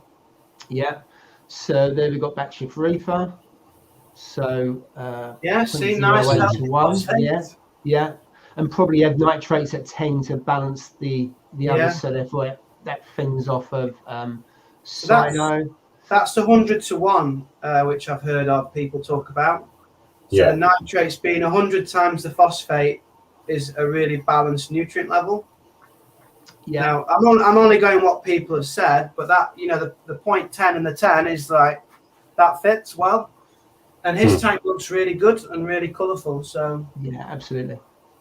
Let's look at a couple of others. So you got Russell. That's nice. That isn't. So that's not too dissimilar, is it? Colette, so quite low there. I think Colette is quite low, but I think also you dose and feed the tank, then you feed your corals. So whether that would then supplement it, because I know certainly when I see your tank, the LPS are looking really fleshy, well fed. So maybe that complements it. So keeping it slightly lower, but then that's got the 100 to 1 there though. The balance between them both. But yeah, I thought she'd have more nutrients than that. Her colours are really bright. Yeah, absolutely. And then you got Phil is actually feeding Aqua Power, Red Sea, ABC, so they're also feeding a lot of frozen. So there's a lot of, so it sounds like a lot of nutrients going in. Yeah, and if those numbers are accurate, then and then be interesting to see filtration, which then pulls a lot of the. Sounds like he's got it all in hand, doesn't he? There. Yeah. Feeding coals daily. So there's a bit of a difference there, but things like those people that keep it slightly lower are feeding corals. And I don't know in terms of backshift reefer and some of the others, are you feeding your corals as well, or leaving the nutrients in there to fuel the corals? That'd be interesting. And then use Aqua Power. That's what we talked about earlier on, Aqua Power for fuel on that. And then what is everyone feeding their corals? Corals, yeah. Good question. I haven't fed mine. So you obviously said what you've fed yours, Jay, because you still use the Reef Elements. Yeah, so I'll show you because it's attached to the doser. So I'll just show people. Go down in the cupboard. Won't be a second. The light's not brilliant, but yeah. So Colette just saying she's using macroalgae that pulls out the phosphates and the nitrates. So therefore, you've got quite a lot going into the tank and then quite a lot coming out of the tank. So I dose Reef Elements Amino Plus. Right, I'm just going to put you on full screen, Jay, so we can see. Yeah, so it's Reef Elements Amino Plus. That's what I feed, and I dose 0.8 mil per day, which obviously I've only got a 75 litre tank, so it's not very much, but 0.8 mil per day. And then I do a mil of live phytoplankton a day, and then just my normal, frozen food. That's it. Yeah. So that's what I'm feeding. But yeah, I've been really happy with that so far, with that product. Cool. Yeah. And it's UK based as well, isn't it? It's UK company, so we're all about supporting UK business. Yeah. So it's just going to go down and see what the other comments are about other people. So I haven't really been feeding my coral. The only thing, I've got reefroids that I feed now and then, but not religiously. I feed it maybe once every week, 2 weeks maybe, and it's just broadcast through the tank. It's not actually target fed or that. Yeah. Is that? Do you see a difference there? Are you seeing? No. If I'm being truthful, the AB Plus, it looks amazing when you dose it.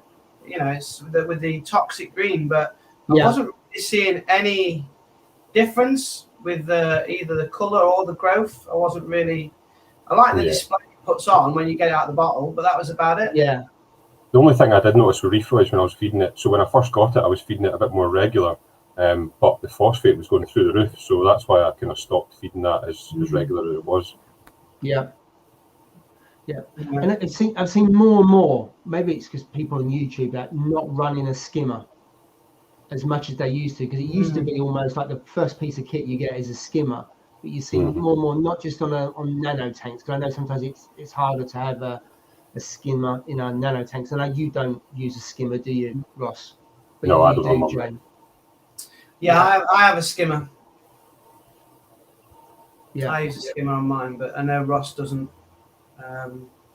No, I think actually it would be worse for my tank if I ran a skimmer. I can't really. Yeah. I don't want to lower my levels anymore, so I honestly don't think I've got a need for one, to be perfectly honest. No, absolutely. And there's other things you can do as well. Going back to the reefroids, I use reefroids from time to time, and if I do, I target feed the corals, and if you target feed, I find you get a really good reaction rather than just broadcast on reefroids. I just have to make sure I don't overdose it, because I do find it does send your nutrients up, or it does in my tank. From time to time. Just some other comments in there. So Ed, he's on the same feeding program as me. And I tell you who got me onto this feeding program, that was Northern Reefer, who had the massive torch garden, and now he's going SPS dominant. He was the one, and I know Jonathan's, I think, friends with him, or he knows him really well. I actually didn't realise that Northern Reefer had done away with that torch garden. I'm pretty gutted to be honest, because that was here, stunning. Mate. Yeah, no, but that tank was stunning, and see when I see what he's done with it now, I just think that it's that's a personal choice, I suppose, but for me anyway, I think his tank looked way better with the torches in it. Because now he's got loads of shelves, hasn't he? It's a Reefer 170, and he goes from right to left, and it's kind of staged and it goes down. It's very much in its early days, isn't it? So obviously hasn't grown out, but obviously decided to reset the tank. So as an aquascape, I've never seen an aquascape like that in terms of a 170. Which is good. It's nice that people are trying new things and pushing boundaries. And then when it grows amazing, we'll all be like, oh, we want one like that now. It looks, it's having that patience in the early days, because all you can see is rock, and you can see the steps, and you go, okay. But I'm sure, give it time, it'll look absolutely fantastic. It'll just be a wall that just steps up of different corals, won't it? So I think it'll look fantastic when it grows out. But it's like anything, it's having the patience to be able to do that. But I think he has still got a torch, I think, in there at the bottom, hasn't he? Because it's nice. I know Nanotank Reefer, he's got a lot of SPS, but he's now saying he wants a few more torches again. It just adds variety, doesn't it, of colour, movement. The SPS do look really nice, but you don't get the movement that you get from the softies and the LPS. Yeah, that's the thing. It's the flow, isn't it, that you get from things like torches and the Gonnies as well, and all those kind of ones. You just get that flow and that movement, don't you? Interest. Yeah, just an interesting comment there. Slightly different. It talks about trophic marine stream, about carbon dosing, make it easier for corals to accept nitrates and phosphates. I don't know. I haven't heard of that. I mean, I carbon dose through NOPOX. But I haven't read that. It's not saying, I don't know is the answer on that one, Phil. I don't know if anyone else has heard that or have experienced that. I think the science adds up there. I don't know whether, the science does work with carbon being a major element of building. And obviously, if you've got the building blocks, then you're fueling the building blocks. So it should, in theory, work. But, I don't really know enough. But carbon dosing is primarily used for, I think, I use it to taking out nitrates and taking out phosphates. So it's taking that out of the water column, puts it into the skimmer, and so therefore helps control your nutrients. Whether then by taking that out, if you're then dosing other stuff, it then helps the corals to accept it. I don't know if that's a theory that works or not. I don't know is the answer on that. Interesting. This is interesting. Yeah, absolutely. The reason why I use carbon is in case there's any toxins from corals, or if there's any contaminants in the water, like any elements that shouldn't be there.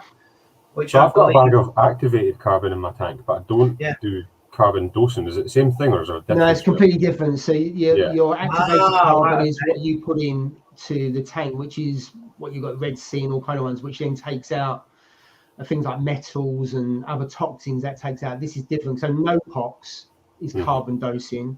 People dose vodka, and they do it yourself. So people dose vodka, and that's a form of carbon dosing as well. So it's very different in as much as one takes toxins out, which is the activated carbon, and obviously this one is for dosing. Are you recommending any vodkas? Are we going Belvedere or Grey Goose, or what we're doing here? All I've ever used is NOPOX, but people use. I don't know if there's a recommended one. I'm scared to death to put just vodka in there. Surely, it must be very. Fresh would enjoy it. Oh yeah, but people use it as it's a cheap variety compared to NOPOX. Well, I suppose, but the Radian has got a disco setting, so get the vodka in there, and everyone's whilst I'm at Crackner, they can have a party. Yeah. So let's just go through some other comments there. Struggling with nitrates. Nitrates right now. Get dosing. Frozen shrimp with plankton. Easy LPS, and so there's quite a bit there you're putting in there. Secret Reefer. Quite a few people turn off the skimmer. When my phosphates, because when I had that tank crash about 6 months ago, my nutrients crashed. I actually bought a I actually bought that to get my phosphates up. Somebody who was on that, someone just said they had low phosphates, didn't they? So yeah, and I just put it on full screen so you can see that a bit more. I don't know if I can recommend it. Well, it does what it says. It puts your phosphates up. Yeah. So did you use it, Jay? Yeah, I did use it. Yeah, because my my nutrients, my nitrates and phosphates were very low, and I was petrified of getting dinos. And I heard that if your phosphates stay zero, you're in danger of getting dinos. So I thought, right, I best get this up pretty quick. So I just put a bit of that in, a few drops of that, just to try and elevate it, and then slowly they've risen, and they've never, I mean, touch wood, they haven't gone back down to zero yet. They kind of just fluctuate around, but yeah. So maybe that helped. Yeah, there's another one for Reefroids there once a week. Interesting one, Reef Elements now have an ICP test in the UK. Didn't know that. There seems to be quite a variety of that. And I'm assuming because it's a UK company that they do the test in the UK, because we've actually talked before, I think around, is it ATI? It's one of them where they send it to Germany. It takes about 2.5 weeks. Another Triton one's done in the UK, so that obviously get a quick turnaround. But I'm assuming this one is in the UK because it's a UK company. That's good. Good to know. They posted photos of that ICP machine actually up on their Facebook, I think it was, and so on. It's all set up and working. Yeah, they've got everything there for it. So I think it was only this week they started kind of doing it. So it's a relatively new thing, but they bought all brand new machinery for it, and it looks impressive anyway. Yeah, absolutely. And it just helps you got another choice, because it used to be just Triton and no one else did it, and now you've got more companies, so you've got more of a choice there. I know some of them you can get your RO done as well, but I think with choice, then you can just try different things, can't you? Yeah, I think it comes with a prepaid envelope as well, so you can send it back without having to pay postage for returning it. Oh, really? When you buy it, the envelope's there for you to post it all back with, so I think that's quite a good thing. Yeah, I always send mine by Royal Mail for kind of special delivery, just so I know it gets there and I get a quick turnaround. I send it on the Monday, gets on the Tuesday, get the results on a Wednesday. Sounds like a Craig David song. Yeah, don't have to do the Thursday and Friday because I've already sorted it in 3 days. Thursday and Friday, I sit and watch my tank. Like Saturday, Sunday, you go and buy some more. Oh dear. It didn't sound like it. It sounds like you were singing it then. You don't want to hear that. Well. What's that? You don't want to hear me sing, that's for sure. Yeah, so coming back to Haley's comment, you're using Red Sea AB and quite a mix there, Aqua Power, should I say, and Gonia Power. So there's certainly some themes in there around Acro Power, Gonia Power, Reef Elements, Bio Enhance, Reefroids, and just how many people actually add different things into the tank. There's one there on the AB Plus, which I think I agree with what you're saying around that. Yeah, and it's not cheap either. It's not cheap. Yeah, absolutely. In fact, I gave my last one away to Kimmy's Reef, so I hope she's happy with it. That was a competition, wasn't it? And another one there on AB Plus in terms of making a difference. Didn't see a difference. Reefroids I found put on my nutrients, so I do that. So I don't, as I said earlier, I don't dose that very often, but I do. I don't know much about Quantum. I've not really heard much. I don't know much about them. Acro Power looks like I need to look into it. A lot of people are using that one there, Quantum Bio Enhance. Yeah. I don't know enough. I need to do Quantum was struggling to get stuff into the UK, were they not? Because I think they're based overseas somewhere, and I think they were having issues with that from what I had seen, but I don't know if that's sorted now. Yeah, don't know. I don't know. I need to look that one up. I like to do my reading as well. Yeah. But I think once you've got, it sounds like you've got a good formula going at the moment, Jay. So, what would you change it, or only if we? No, I probably wouldn't actually. Just keep as it is. It seems to work on my tank, and we keep saying that every tank's different and different doses, all that sort of stuff. I think I'm getting close to where mine likes to be. So if someone tries to copy, it might not work for them. Unfortunately, that's how difficult this hobby is. But You know, well, that's the thing. What works for you doesn't work for someone else. And Yeah. other people are saying that AB plus doesn't work for them, but other people may be having great results with AB plus, and that's the thing, isn't it? Yeah, absolutely. Yeah. Textbook phosphates by Reefing there. Aren't they like So textbook? I'm assuming, is that in the peninsula, Carl, as opposed, and it'd be interesting. What kind of levels do you keep in the in all the other frag tanks? I'm guessing his coal room's a bit higher for the growth. I'm guessing, but Well, yeah, because he has we did have like tanks with softies in, so they put at that kind of level they'd probably sulk. I might be wrong. And there's one there. I put that on there because and it Fluval M90. That was my first tank, and I've still got it actually. So that's in. I don't know why I haven't sold it on. It's in my shed. At one point, I'll set it back up again. So yeah, I started that 7 years ago. I had it for a year, all in one. It's a fantastic tank. Learned so much from that. But there we go. Right. is it still similar to the really popular Fluval that's around today? You know the stars. A lot of people. It's very different. So it comes on its own stand. It's an all-in-one. It comes with a light. It's 3 foot long. Oh, so it's quite big. And it's quite a narrow tank. So I think Phil would tell me otherwise. I think from front to back, it's no more than just over about a foot. So you've got the compartments in the back. It's quite a shallow tank as well. The reason why I got it was because it was a 3 foot long tank. So it just looked really, really nice. And also the top part is frosted. So where you see when you sometimes you can get watermarks at the top of where your water is. Where you've got that, because it's frosted at the top around the edge, you don't see all that. So that was quite nice as well. At that time, it was before the Red Sea reefers came out. So it was either that tank or one of an old cube Red Sea one, and I went for that because it was a 3 foot long tank. I just think it looked better than a cube at that time. But really nice tank. Let's see what else we've got in terms of. Is that similar? There's a Fluval that's on the go just now, and it's a similar kind of shape to that, but it's got almost like a beveled front on it, so the front kind of bows out towards you a bit. I can't remember the name of that so one. it's not, because it hasn't got a bow on the front. I've seen those. I can't remember the name of it, but yeah, they're fairly. Is it an edge, maybe a Fluval edge? No, Fluval Edge is predominantly a freshwater tank. They're about 23 litres and 40 litres. The reason why I know, my wife's got one in the kitchen. I've had it for 9 years. That's what got me into the fish tanks, her buying that. That's 23 litres. And my youngest has the 40 litre one in his bedroom, Fluval Edge. Some people I've seen have made them into saltwater tanks, but they're predominantly freshwater. Yeah, I think the little 13.5, the evil one that they do is probably the most popular one, isn't it? Yeah, I forgot the name, but I've just seen it in the comments. Nick Smith's put it there. A brilliant little first tank if you're getting into the hobby, a beginner. And they're only about £150, aren't they? I think they come with a light and everything. Yeah, I actually seen them. I think it was last week. I seen somebody was doing a deal. I can't remember which company, but it was about 130 quid for the tank, the light, everything. With that.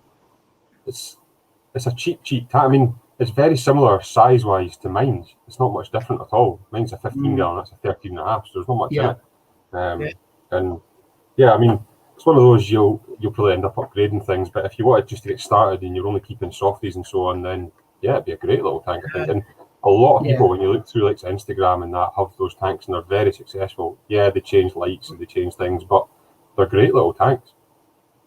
Yeah, it's and you get some real bargains out there if you're starting out, and you can get a complete setup and everything else that's not a fraction of the price of a new tank, but 50-60% off. So it's great for starting out. So just from the comments in there, catching up in terms of no pox, it does say it helps take up of those nutrients. That's referring to an earlier comment on there. Vodka is a popular one, absolutely. And then Algae Warrior around never carbon dose before doesn't seem right for me. It's one of those where there's loads of different views on it. Some people would hate to carbon dose. Some people do it and do it wrong and end up crashing the tank. They take oxygen out of the tank, and also you get all kind of, if you dose too much, you get all kind of snot and crap in the sump, which doesn't look very good. And also, that dose dose carbon if you have leather corals there. So quite a few views on that. Sorry, run carbon. I mean on that. Sorry. When you say dose carbon, Cole, do you mean actually carbon dosing or putting carbon in? Because there's another comment in there around running carbon. And I think it was Algae Warrior was talking last week, wasn't he, about soft corals releasing toxins in one of his tanks, and it had an adverse effect on some of the his comment now, some of his SPS. Carbon only lasts 1 week in a tank, so just catching up at the moment. Postage is included. That was on what we was talking about earlier on around the ICPs, okay. Reefers is just pulverized phosphate. That'll be why it was shooting my phosphates up then. Well, yeah, if you put absolutely, yeah. An easy one. What if I missed that one? Need to do ICP. Yeah, I must admit, I always use the Triton one, which I think is slightly more expensive, but I think I use it for consistency, and also you get a quick turnaround. So that for me is worth it. I'd be really interested to see what the seawater was like. I'm guessing that's testing the seawater, isn't it? Yeah. Yes. Yeah. Yeah. I'd like to also know what else is going on in your tank as well, because it's pretty good for just making sure your alkalinity, all that kind of is okay, and also for metals as well, because it does do quite a good test around the different metals that you could have in your tank. I know it's a bit overkill, but I've done a kind of test on my Tropic Marine Pro Reef Salt when I first got that to see what it was like using just the test kits. But I'd also like to make up a fresh batch and probably send that away for an ICP and just see exactly what levels are in that. I know a lot of people say mine is this, mine is that, and they compare it, but it'd be interesting just to see what's in a fresh batch so you know what you're putting in. That's a fair comment. Yeah, because I've heard of some salts and some batches where they don't necessarily do the tests on them. Some of them have phosphate in them, and some of them have nitrate in them because they don't have the quality control there. I don't know if that's true, but that's what a couple of people mentioned me about different salts. But I must admit, I've never done an ICP on the Red Sea salt that I have, so I wouldn't know. I just take it for granted that it's all okay. I mean, it's the one thing that we probably never test. When we test the TDS of our RO water, we test our tank water, but nobody seems to ever test an ICP on the salt they're making up that is probably the key ingredient to your tank. Yeah. No, it's a kind of, well, I assume that it would be the same as what's on the tub, because for legal reasons, you can't advertise something that's not quite true, can you? Like you get into like a legal situation there if it's not.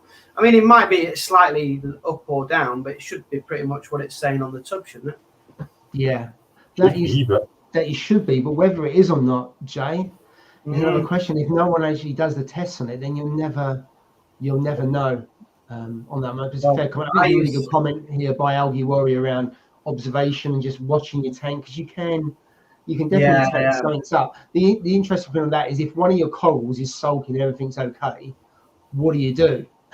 Because I know some people do all kinds of things to try and get it to correct it, and sometimes your Duncans and other things they just sulk. I know Duncans we've talked to before about being a good, something's happened, a good early warning sign, but I sometimes find that a coral will sulk for 2 days and then it'll be fine. Say what I hate. When you buy a new coral and you think, right, I'm going to put it there. That's where it's going to go. I really want it there because the colours and what it's going to do. And then the coral just says, you know what? I've not been here. I don't want to be here. And then you have to put it somewhere else, and just so that new Gonipora, I wanted it somewhere else in the tank, but it just closed up and started kind of losing its colour. So now I've had to put it down here. So it won the argument, but sometimes you just got to move that one coral to suit it. Yeah, Economics with lighting or flow, isn't it? Mainly, if it's just one of them. Yeah, we've all been through that. It's kind of knowing when is the right time to move it around, isn't it? Yeah. It was a Fluval Flex is the bow front. I know that was a few minutes ago. That's the one. Yeah. Okay, so Paul, UK Reef, I haven't seen you for a while, so welcome. Hope you're keeping well. Yeah, so the Fluval Edge. So you converted converted, because as I said, the fluid wedge are for fresh water, but you do see people converting them to salt water. So that's quite a tough one, because it hasn't got an open top. It's glass all around the top, and then you've got a hole like that in the middle. So that's quite difficult because I found it quite a struggle to get in and to clean it. How's the Red Sea Reefer going, Paul? I'd love an update. I was enjoying watching the journey on that. Hope it's going well, mate. The Red Sea Reefer's got. So I don't know if that's aimed at me or another Paul, because there's quite a few Pauls in it. So if it's me, I have 3 tanks. So I've got a Red Sea Reefer 450. No, it says in your house, Paul. Yeah, I think it was because you mentioned that your son had one and your wife had one. Oh, yeah. So how many we've got? We've got 5 tanks that are actually running in the house. And then I have, so there's 3 salt water and 2 fresh water. And then I've got the Fluval M90 in the shed that's just sitting there. I've used it as an emergency tank, but whenever I have an emergency, I end up putting things in the other tank. So that's not really valid anymore. So I think, and we started off with a 23-litre Fluval wedge tank when we had the kitchen done 9-10 years ago. And it's kind of gone from there. So I would say I'm hooked. I think it's fair to say. On that one, that's for sure. So where else? But we do come to you when we've got problems. Don't we, Ross? I think we help. To be fair, I think we help one another. To be fair, and then if I've got a problem, I come to you guys. It's always good. I think the good thing in this hobby is talking to one another, because otherwise you think, oh my God, what's going on? Yeah. And then you have a Cobra meeting, as we do, and then you realise it ain't that bad, and you haven't actually got to do that much, because it's easy to think, oh my God, it's panic. And I think one of the worst things you can do personally, you go on Facebook and you post something from Facebook, because either you get absolutely and people start pulling things apart on your tank that you don't want to know about, or you get about 10 different ways of doing it, and at least half of them you shouldn't do it that way. That's just what I've seen on Facebook. So personally, I wouldn't go to Facebook. I would have some trusted people that I go to, that I talk to get some sense on it. And also, quite often, if you post things on Facebook, people only tell half the story, so you can end up advising them it's the wrong advice because they haven't told you the right story. Definitely get a few friends together to help you out in this hobby. And then there's a few. I'm sure that there's a few people you speak to on Instagram as well, and they'll post pictures to you in DM, and they ask you, and you ask them as well. So it's good for having trusted people that you go to. I think so anyway. I think it helps as well, the hobby as well. But it's good to talk to people.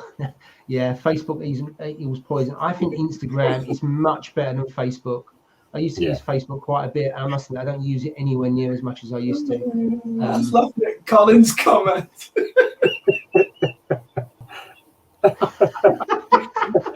Well, actually, since America pulled out, probably they do have more tanks now than they did before. That's it. Colin's another one actually that's going to crack now. He's coming down, the Scottish Mafia.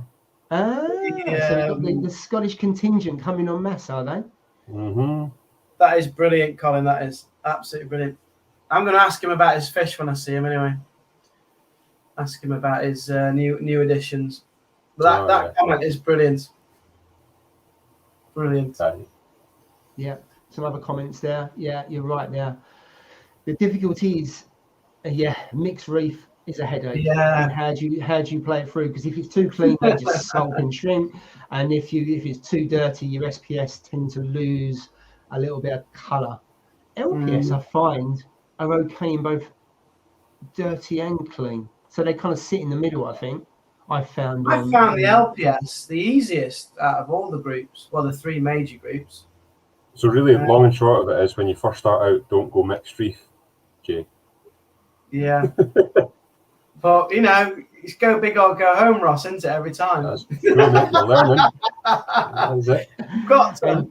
And how do you know what you're capable of doing if you don't just try and do everything? And, over time, obviously, you don't want to kill stuff. Yeah. But you've got to give everything a go. Otherwise, you don't know what you can achieve. Yeah.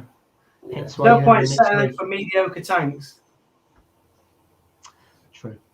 Yeah. There's a good comment there around if anyone offers you advice, ask if you could see a picture of their tank. That's a fair comment. Or look at their videos on YouTube. No. The only thing with Instagram is because things are so blue, you can hide a cardinal amount of sins. Yes, with you can. blue. You definitely can. So if you look at, You've only got to look at that tank, really. I wasn't aimed at you, Ross, because you only discovered really the green hell algae. Don't say you've not done that, Paul. He's pretending he's never hidden sins on Instagram. Like I say, I don't hide anything. I know for a fact that the blue light masks that. So yeah, that's one I've been guilty of previously, is hiding things with the blue light. Same here, Ross. So when I had that massive cyano outbreak, I was hiding stuff. I talked about it on YouTube, but on Instagram, where the photographs were, you wouldn't have known. No. Yeah. The truth's on YouTube for me. Don't look at my Instagram. Yeah, it's all the best bits is the Instagram. Yeah, absolutely. Thanks for all the thumbs up, guys and girls. Anyway, I appreciate that. Obviously, it helps Paul's channel as well, and helps the algorithm. So, thank you. If you could, that would be. Thank you so much. The thumbs down help as well. So whoever puts the thumbs down, it does actually help. So thanks. It does massively help. You say that is interesting. I've shared this with you. When I did the floating aquascape video, he had about 50 likes. And then someone didn't like it, and we had via DM we had some conversation, and it's just a coincidence that within 48 hours I had 38 thumbs down, and it was neck and neck at one point with the thumbs up. But actually, in a way, I didn't care, because from an algorithm point of view, it likes both the thumbs up and the thumbs down. And then I think since then it's pretty much stayed as it was. So I clearly upset someone. Had a bit of an argument with someone. They then told all their friends. This is my story. I don't know, this may not be true, but it happens in such a short period of time that I had loads of dislikes. And when I first got it, I was actually quite upset. I hadn't had it before. And then I stepped back and thought, well, doesn't matter, because the algorithm likes both thumbs up and thumbs down. Well, So the only video with more thumbs down that I've seen was Boris Johnson's speech for lockdown 2. That's the only other one. Thank you for that ringing endorsement, Jay. And actually, obviously, I'm joking, Paul. I'm joking. I watched the video. I didn't see anything wrong with the videos. I think it's good. What it was I used acrylic on and I used sealant on acrylic and on glass. Right. The thing is, it's not glass. It's actually the panel it's got on is not glass, because if you use acrylic with sealant on glass, it's not really a good sealant, and if it could fall off, so the shell could fall off. But the issue is on the back of a Red Sea reefer, it's not glass, so it's not. Okay. It's still an issue. And touchwood, 18 months later, it's fine and dandy. It hasn't fallen off, but I think that's where the person was coming from. They was just a bit upset with the conversation that we'd had behind the scenes about it. I think is all that you can say, and that was it. So yeah, now I get dislikes or likes. I'm really cool about it either way, because it helps on that. And I think it's Prestige Reef that actually says, please dislike this video and stuff like that, isn't it? Which is quite funny. And brave of him. Yeah, but from an algorithm point of view, he's it makes the difference. It doesn't matter. There we go. But yeah, there we have it. So thank you for everybody who's pressed it. Yeah, thank you. Disliked it. I don't know, Colin. After your joke, no one should have. That was a good joke. There's good comedy there. I don't mind. But anyway, so I think next week, Ross, we are with you, aren't we? Me. I think. Next week, are we not actually on Jay's channel next week? No. Yeah, that was the sorry, did I say there's a big reveal at the end? Yeah, that's what it was, mate. We're going on Jay's next week. No. I think we should do that 1 week, just for the pure carnage that would be involved. Don't mislead the audience. We don't got them getting lost. Remember that one where we had to change channels halfway through or something? Well, we've done that a couple of times with Steve, wasn't it? One, he couldn't make it, and secondly, he set it up twice. and he said it wrong, didn't he? And everyone, and there was about 40 people on one, and then we logged on to the other one, and we had to tell everyone to move across. But I'll tell you what I'll do. I'll do a New Year special one because it's a new year. As my New Year's resolution, I'll do a live stream. Nice. So I'll do hold you to that in 2022. Yeah, I'll do that. As my New Year's resolution. But yeah, that's the best I can do for you. Yeah. Colin's in Ireland next week fishing. Bass fishing. Wow. Nice. I'm surprised you're not going with him, Ross. I'm dedicated to the stream. That is very true. So is Colin on? Is he part of that other channel that you got? Because you got a fishing channel, haven't you? So I know we've run over time, but I just want to ask this question because you got a fishing channel. Yeah. Is Colin on that channel? Or is it just a coincidence? He's not on that, mate. I know Colin through the fishing. He was in the same club that I was in beforehand, but he's not on the actual other channel that I've got. But what's the channel, Ross? Scottish Wild Fishing. Scottish Wild Fishing. Do you know what? You know the Cornish guy who you got me onto? I'm hooked on that. Fish locker. Yeah, I love it when he goes snorkeling and you see all the kind of fish and anemones. I didn't realise it was wrasse and so many different fish off the coast of Cornwall, and then how clear the water is. And when you see, whenever we talked about those anemones on there, absolutely, the nems are fantastic. The snake lock nems. Yeah. I mean, it's another reason if you live down that kind of way and you just go fishing and you go diving down there and everything else, it's just superb, isn't it? Yeah, it's a really good channel. It is. Sometimes my wife comes in, what are you watching? I'm like, I don't know, but I'm really addicted to this. And I'm really interested in it. At least you don't need to ask her what she's watching, mate, because it's usually my channel that she's watching. Do you know what? Ka-ching. And on that note, we will like it, and we will see you next week. Thank you for the 43 people that are still live after time. Yeah, thank you so much. Have a great weekend. We'll see you next week on Ross's channel. Have a great weekend, guys, and thank you very much. Bye, guys. Have a good one. Have a good weekend. Happy reefing.